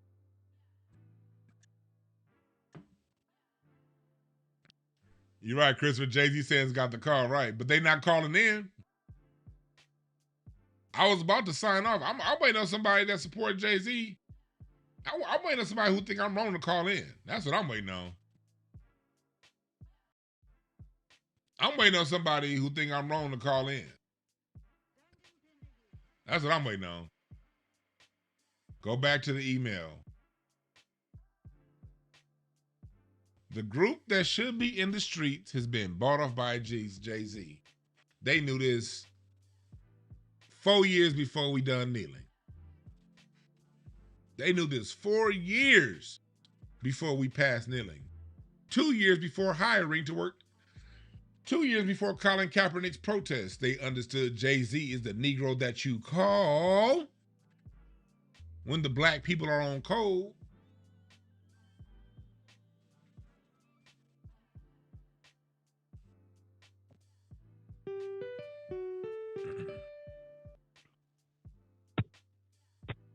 What's up, caller? What's the name? Where you calling from? What's up, man? This is D from San Diego. D from San Diego. What's on your mind? Just two quick statements. Regarding your statement about the new black, when Pharrell mentioned that, I always think about the Miles Davis getting harassed by a cop. I always think about that story. So it doesn't really matter. You know what I mean? There in front of the Birdland. Yeah, and that was Miles Davis. Yeah. So now here's the thing. I'll say this. This question to you isn't necessarily in 100% defense of Jay-Z, but I do feel it's a question that needs to be thrown out there. So Dwann, how do we have a black owner of a sports team without that person playing the corporate game? Because black people, according to black people, we want sports ownership. Sports ownership is not in the top 50 things that black people need to be focused on right now. But to answer your question, Jay-Z never owned anything. He was brought in as a token, and he owned what he is. When he cashed out, if the numbers, if I remember correctly, when Prokhorov bought the New Jersey Nets, they were worth somewhere around $400 million when he bought them. When he sold, Jay-Z sold his part, the team was worth somewhere close to $4 billion, and Jay-Z cashed out less than $500,000. So he literally did what James Brown warned us about. That nigga sold out for chicken change. He did not own enough of that team to even sit in a box seat. So I'm going for the bigger goal of the NFL. What you get with Jay-Z is what the problem that you get with a lot of things. That's tokenism. They'll give a black person a token position, and we as black people, we got to be smart enough to recognize the difference between the token and the real deal. That's on us. So, but don't we want someone to be an NFL owner? It would be cool, but why? But is that person being an NFL owner, is it worth displacing a whole neighborhood of your people where you grew up, especially when all you gonna get is chicken change at the end? Is it? I think that the people of Brooklyn were okay with not having that arena there. They only said this whole illusion of wanting ownership, that's what got the people of Brooklyn all screwed up, because the New Jersey Nets have been trying to move from Meadowlands Arena in East Newark, New Jersey since 1993, and it was always a hardcore staunch no. it didn't become an okay because until black people thought that, hey, here's a black man that owns something. Let's go ahead. All right, cool. He gonna give us some jobs. Maybe this black person to understand the plight. So maybe if we bring this arena in because it's black owned, he won't gentrify us and he'll have something for us. And that's what black people thought. That's what it comes down to, recognizing where you went wrong as a culture. It would it be cool to own an NFL team? Yeah. Would it be cool to own a basketball team? Yeah. Would it be cool to own a team at the expense of a whole neighborhood of people? No. Yeah, those solid points. I would just say this to end it. You know, I grew up with I was a big fan of Rockefeller growing up, and you know that whole movement. I'm familiar with all of it. And one thing that was really, really one of the many black eyes on Jay-Z's legacy was his tenure at Def Jam. I mean, that was just completely selfish. And at that time, everyone was so caught up in him being the president and Jay-Z's doing this, that LL Cool J was the only one who had the cachet and the leverage to say, hey, man, he's running the label. Not only is he doing a little shady stuff, I'm LL Cool J. I helped build the label. And, you know, just little tricks that were done during that tenure, you know, he's always kind of, you know, at the end of the day, it's always about what he's trying to accumulate and, you know, build his brand. You know, it is what it is. But, you know, I never liked that whole Def Jam situation. Yeah, he's wherever you see screwy stuff, Jay-Z is there. The Def Jam situation with LL Cool J and with Rakim and what DMX talked about. It was like F shit comes up and then Jay just always just happens to be there. The Def Jam situation is what got me looking closer.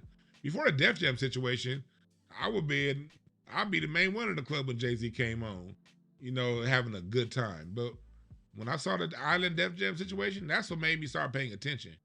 And then from there, he's like, oh, okay, I see a pattern of behavior now. That's all that was, man. But thanks for giving us a call. And that was a good question that you asked, my brother. Yeah, we learned, man. We learned as a people. Hey, it's cool to own some stuff now, but hold your horses. Look at this. I'm gonna get right to you, caller. Look at this. April 9th, 2013. Then I'm gonna get to the caller. Brooklyn Nets minority owner Jay-Z has begun the process of selling his stake in the team so that he can become an NBA agent.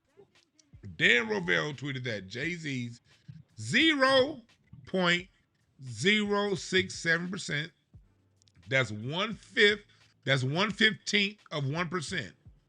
1/15 of 1% stake in the Nets is worth approximately $350,000. Chat, did I not just say that same thing off the top of my head? Why was I able to tell y'all that off the top of my head? Because I remember reading it when it happened. And I cataloged. And I was into the Magna Carta album. I was into the Kingdom Come album. I was into the Blueprint Point 3 album. And every time listening to Jay-Z talk about, I parked in my own arena. I was listening to all that shit when it dropped. So when I turned on ESPN one day and I clicked on it, I was at my old job back then, and I said, hold on, Jay-Z owns what? I was like, and I just kept it in my mind. What's up, caller? What's the name? Where you calling from? Greetings, Dwann. This is Victor Status out of Ohio. Victor, what's on your mind, my brother? You're wrong, Dwann B. You are absolutely wrong. I'm going to tell you why. Jay-Z isn't the only one up there. And if it affects Beyonce and the Beehive, then they'll just have to catch a stray. Because of this Jay-Z debacle. I think they all need to be grouped together. Same thing with how people view public office and our current administration. If one person's to blame, everybody needs to catch a stray. Oh, let me make it very clear. If you go back on my history on the channel, Beyonce gets the business here too. All right? Let's make that very, very clear. She gets the business too. Correct. You've been very trustworthy on that front. I'd say for a lot of aficionados like yourself, my uncle included, and to a slight certain myself, every aficionado has played an instrument themselves. Would you agree? Yeah, for the most part. Okay. But on that perspective, I agree with you on that point. You got people that can't read a sheet of music, giving their opinion on it, and you haven't seen them hold one. Right. So I mean, what merit do you have outside of bumping your gums and chewing? I think the grassroots is really. I mean, I want more precise direction on it, but I think the grassroots is absolutely right on this one. I think Jay-Z deserves, somewhat of a economic flogging for his betrayal of the black community. And on this front, he needs to pay a price for standing against this. Real talk. And I agree with that. You know what I mean? We need to withdraw our public. We need to withdraw our cool from Jay-Z. Once we do that, he's no longer useful to them. Correct. Thank you very much. I appreciate you. Thanks for giving us a call, my brother. Yep. Yeah, we need to withdraw our cool from Jay-Z. He was being sarcastic, boom. He was being sarcastic.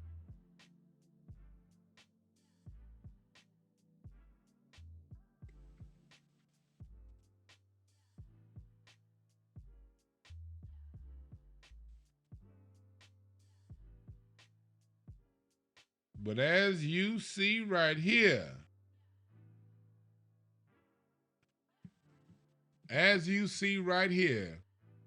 he sold New Jersey out for chicken change. And nothing, when I saw this deal, I was like, not only is he a sellout, he's a horrible businessman. I would not want this to be an example to black children. No. Well, people like, well, Jay-Z, man, he businessman. I want our kids to look up to Jay-Z in business. I don't want no black person to think it's a flex to sign 1/15 of 1% to displace your own people, and you only get 1/15 of 1%. If somebody gets 1/15 of 1%, that means they don't want you owning it, man. That's just some symbolic shit. Niggas gotta know the difference between symbolism and what's real. And Jay-Z is the ultimate symbol.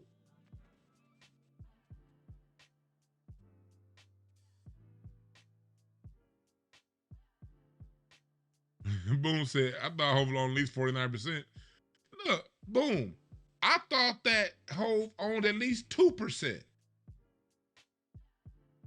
I thought he was, you know how like Venus and the Serena, they own like the Miami Dolphins, but they own like 2%, you know? Like Magic owns the Dodgers and the Redskins, but Magic owns like 5%. You know what I mean? Which is, I think is cool. I think it's cool that Magic owns 5%. You know, I think it's cool that Venus and Serena, you know, own like 2% of the Miami Dolphins. I thought he at least owned that. If Jay-Z owned 3%, I would have been like, well, 3%, and they went from here to there. Okay, well, I don't like the move, but I don't like what it did to my people. But man, that was a good move for him at least. I got, with 1/15 to 1%? You can't even, look, we don't even get the psychic satisfaction of saying that, oh man, that was a dope business move. If you think owning 1/15 to 1% of a team and being the face that helped this group, these groups have been trying to embark and move in on this territory for over a decade. Let's break this down before I get up out of here.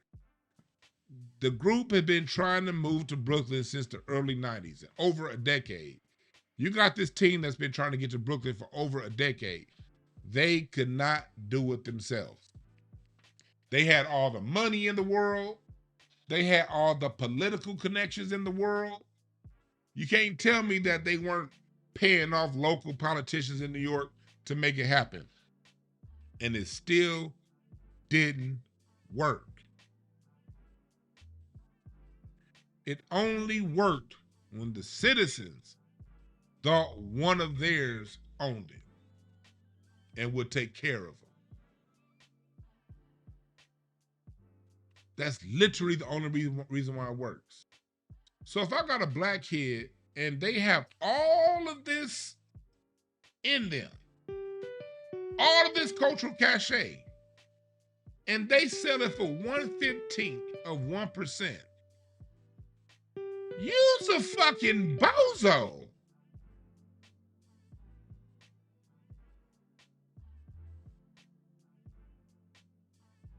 That's a bozo move.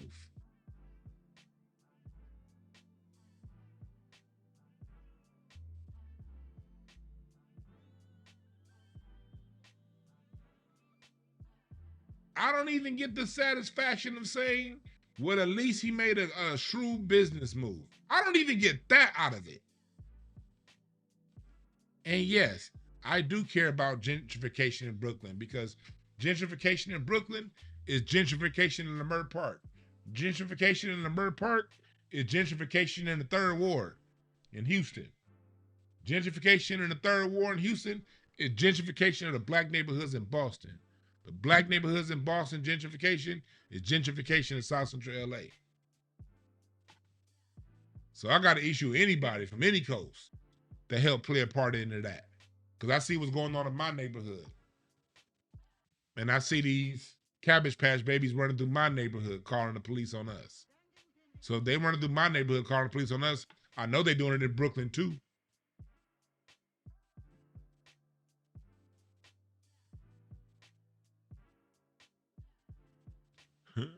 He said he on one locker in the locker room, right?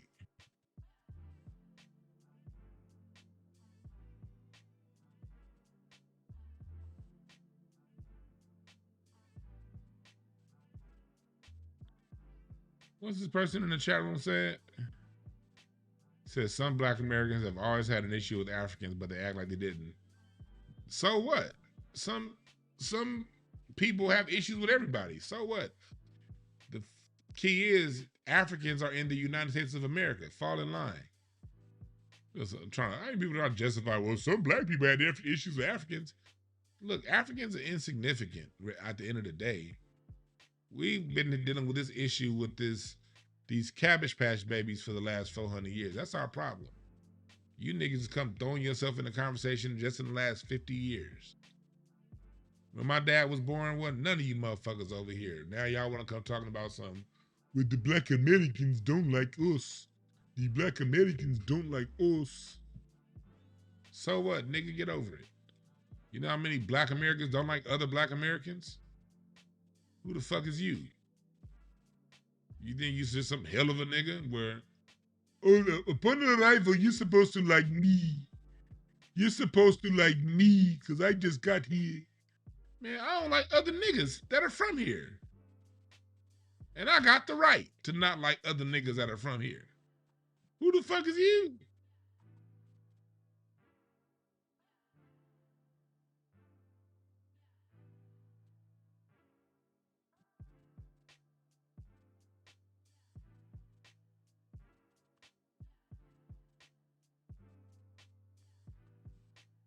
I'm like, oh nigga, you don't like Africans.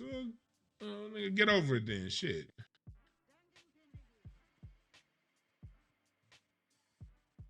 I grew up in a world that sometimes people just ain't gonna like you. That's what my mom taught me, and my granddad and my grandmama.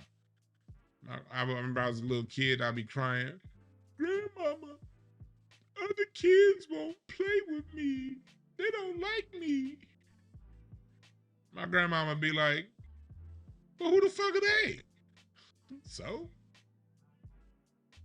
Only thing that matters is you like you. That's what my grandmother would not allow me to cry on her shoulder about people not liking me. Shit. My grandmother was always a warm shoulder to cry on. But if I'm crying on my grandmama's shoulder, it better be about some real shit. I couldn't cry on my grandmama's shoulder about people not liking me. My grandma would be like, well, they didn't like Jesus. And that's one thing about us black Americans. Hey, you can say what you want about us raised in church, Jesus was used as the ultimate end-all be-all of everything. Oh, at school, they were talking about me at school, Grandmama. Well, shit, they talked about Jesus. And you'd be like, well, shit, who the fuck am I? Oh, Grandmama, they was talking about me in school. Did you say something back? No, don't let nobody say nothing back to you, boy. They say something to you, say something back. They ain't like Jesus, so shit, say something back. My grandmama told me that. My mom too. My mom's more nice, you know. My grandmama's ain't like Jesus, nigga. So what?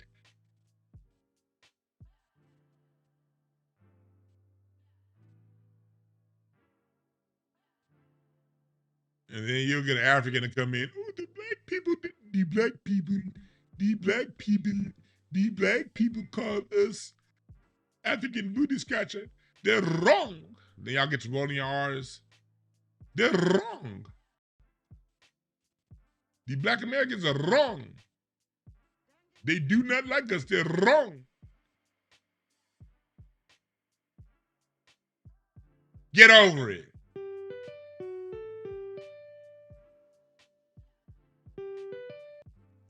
I'm gonna take this last call.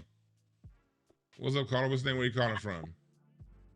Hi, how are you? My name is Michelle. I'm calling from the Washington, D.C. area. I live out here in Prince George's County. I live like 15, 20 minutes outside of D.C. How are you? I'm good. I got family going. I came across some family records in the years 1670 that lived in PG County. Wow. Yeah, I gotta get back to PG. Last time I was there, I didn't know that, so I gotta go back to see where they was. All right. And then Dr. Short also, I also follow Dr. Short, and Dr. Short also, helped me connect me to you. So I follow you on YouTube. That's how I salute to Dr. Short. Became aware of you. So what's on your mind? I'm sorry. Oh, this whole One Africa 54 fiasco. They're having trouble here. Mm-hmm. Their guests cannot seem to toe the line for what their job is supposed to be. Mm-hmm. Okay. Why are you calling in another group from the diaspora into your conversation? Focus on what you came there to talk about and move on with your day. Right. Why do they need to feel the need to invoke? Right. I'm like, nobody's bothering you. And then what they need to understand, we as Black people, culturally, we have this unspoken rule. Don't put my name in your mouth. I won't put your name in your mouth. Don't start none, won't be none. You'll be fine. Exactly. That's all 154 has to do, and they'll be fine. They'll be fine. That's what frustrates me about them. Just stay in your lane. Nobody will bother you. Here's the issue with them. I don't know if you were around when I read their mission statement, but their mission statement had nothing to do with Black America. It was all about uniting Africa. Here's the problem. No one gives a shit about uniting Africa, especially Africans. The only way they're going to get clicks and views is to talk about us. That's why I say it's a good thing that they own, so we can listen in closely. I'll be like Hulk Hogan. What you say? So, they try to bring Godfrey in. I know sometimes Godfrey was trying to keep that balance, but he lost it with that David Iola interview for me. Just stay in your lane and keep it moving. Like, and that, I can't even pronounce the gentleman's name. And I'm so glad Mr. Arthur wrote a letter on him, especially when he discusses Black foundation. Am I allowed to say it on your show? Go ahead. Because I don't want to get because Mr. Arthur had to write that letter because it wasn't his place to talk about it in that way. If he really wanted to have a true discussion, he would have brought somebody from the community to have that discussion. So I'm so glad Mr. Arthur wrote that letter, because people need to, if we're going to be a diaspora and be a diasporic family, everybody has to respect each other and understand the unspoken rule. Don't put your name in my mouth, and I won't put your name in your mouth, period, and keep it moving forward. Real talk. That's some real talk. Thanks for giving us a call. And so I don't know. Now go ahead. I'm not sure. Why haven't they invited Tariq to the show? If anybody, they need to invite Tariq, you, Dwann B, Doggy Diamonds. Just a slew of people they can invite on the show, but they purposely are avoiding certain people, and that's what I've noticed about them. You want the ratings, you got to bring on who you need to bring on, and and I'll land my plane there. I appreciate that. Thank you for your call. Yeah, you're And right. thank you for having me. Like they can invite me, but at the end of the day, we all know Tariq is the one that came up with the term FBA, and I think they filmed here right here in LA. So, you know, would I go on that show? Hell yeah, I would go on that show, and I run circles around everybody on that show.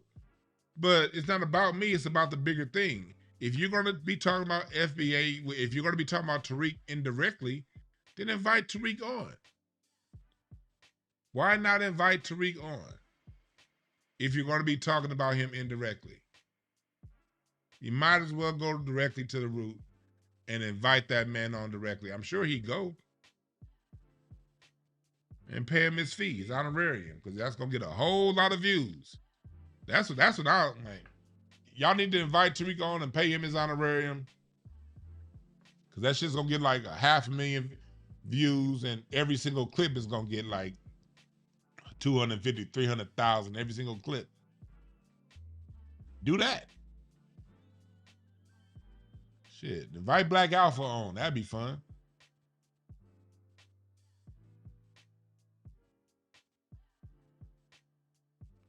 That'd be great, wouldn't it? Invite Dr. Randy Short on. How about that? Invite Dr. Short on to that show. What's up, caller? What's your name? Where you calling from? Peace, peace, peace. My name is A1, calling from New Jersey. A1, what's on your mind, brother? I'm chilling, man. Yeah, this is a big topic, man. We kind of, we got a whole Aboriginal community, and we've been doing this since like 2010. And we've been talking the differential of like how Africans come here and how they look down on us, right? But here's the kicker, right? We had colleges in the 1700s in America, whether they was the Cherokee Indian School or the Seminole Indian School before they became HBCUs, right? You know, the light bulb was invented by us, washer, dryer, the refrigerator, the stove, the toilet bowl, right? Tables, bunk beds, furniture, all that stuff. So everything you basically look in your house that basically made living easy, right? The air conditioner, right? The car. See, a lot of people don't know that the car was made by us. C.R. Patterson made the car before Ford. Ford stole C.R. Patterson idea. Now, when you look it up, they'll tell you that the Germans made it. But check this out, right? If Ford was funding the Nazis, why would Ford be funding the Nazis if the German made cars before Ford stole it from C.R. Patterson? You understand? We made the motor and the gear shift and everything else that goes with the car. The rubber that was used for the tires was found in the Americas. And everything with the train. Everything. They don't even know how old the train is, bro. They don't even know how old the train is. The Charlie carts that was in Brooklyn, all of that, they don't know how old that is. I was in where was I at? I was in Philly one day, and they still got Charlie carts that go down the streets. So these are all things that we invented, right? But meanwhile, and I'm not trying to throw no shade to Africans, right? But we got to do the comparing and contrast, since they always want to make it seem like we're so behind in technology, right? I was looking at this study, right? It was people that was moving to Africa, right? Do you know what their biggest complaint was? One of their biggest complaints was the almond milk. The lady was like, man, the almond milk don't even taste the same. She was like, and another thing is, I can't even order nothing from Amazon because most of the apartments don't have addresses on it. There's no paid roads in some of these places, you know, and this is in Nigeria. Now, outside of Nigeria, where all the white people come at, right? It looks like any metropolis, right? Good. But you know what I'm saying? But when you go inside, these people ain't got paid roads. These people ain't got doors. Infrastructure issue over there that they ain't dealing with. While they talk about the education, they haven't used it to build up any infrastructure here over there where they are. But I gotta let you pray, my brother, because I was getting ready to sign off, my man. But no doubt, brother. No doubt, man. You be train in the Charlie car, man. I appreciate your call. Hey, get with us, man. Hey, listen, bro. Get with us, man. We got a whole channel that talk. I mean, we got a whole. All right, put your email in the chat room and I email you. Well, say that. Hold up. Let me write that down. Quick, brother, Or please, it's here on the homepage too. But yeah, contact@dwannb.com. Anything at dwannb.com will get to me because I have to catch y'all. All right, contact@dwannb.com. All right, I got you, brother. I'll definitely stay. No doubt, you be safe, man. Thanks for everything you do too, bro. Peace. Yeah, black people, we are the luxury and the convenience of America. We are the luxury of America. Remember, we're raffling this off. Hit the raffle button. No purchase necessary, but hit the raffle button. All your donations, you will get a donation receipt. Your donations are tax deductible for your Black American Music Family Tree signed framed canvas of my signature edition. Joining right now. Enter for a chance to win right now. I think I know who this is calling. So I'm gonna pick up the phone call. What's up, caller? What's the name? Where you calling from? Hey, I had to call in because I tried to play something in the chat, but it said I was on timeout, and I'm like, for what? But anyway, huh? Is this Brooke? No, this is my name is Jasmine, but I'm known as the quintessential millennial in the chat. Okay, yeah, I got you. What's on your mind? Yeah, I think it was either you or last caller just talking about how we had all these colleges and schools in the 1800s and things like that. And, they were known as indigenous schools and whatnot. And I just wanted to add to that. I went to North Carolina Central University, and the founder of our school, his name was James E. Shepard. In his biography, he is listed as a full-blooded Cherokee, and the original name of our school is National Religious Training School in Chautauqua. Chautauqua means the meeting place in Cherokee. So they may try to erase our history and, put us in this everybody came from Africa thing, but the history and the facts do not lie. Many of us were just already here. And so I just wanted to add to that. Right. With established cities, established universities, and established infrastructure that was already here when they got here. Yep. Thanks for giving us a call. Yes, sir. Absolutely. Have a good one. She 100% right. Nothing like, man, these places, Buffalo, these places that they have wood cabins with windows. You look at St. Louis, outside of St. Louis. St. Louis was a town of 40,000 people 800 years ago. That's one of the things that they actually admit. But St. Louis was a city with over 40,000 people in the 1200s. F they lies.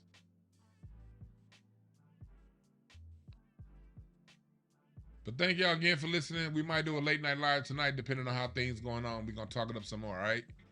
Let me know if y'all down for a late night live. Make sure as we sign off, y'all leave a comment, all right?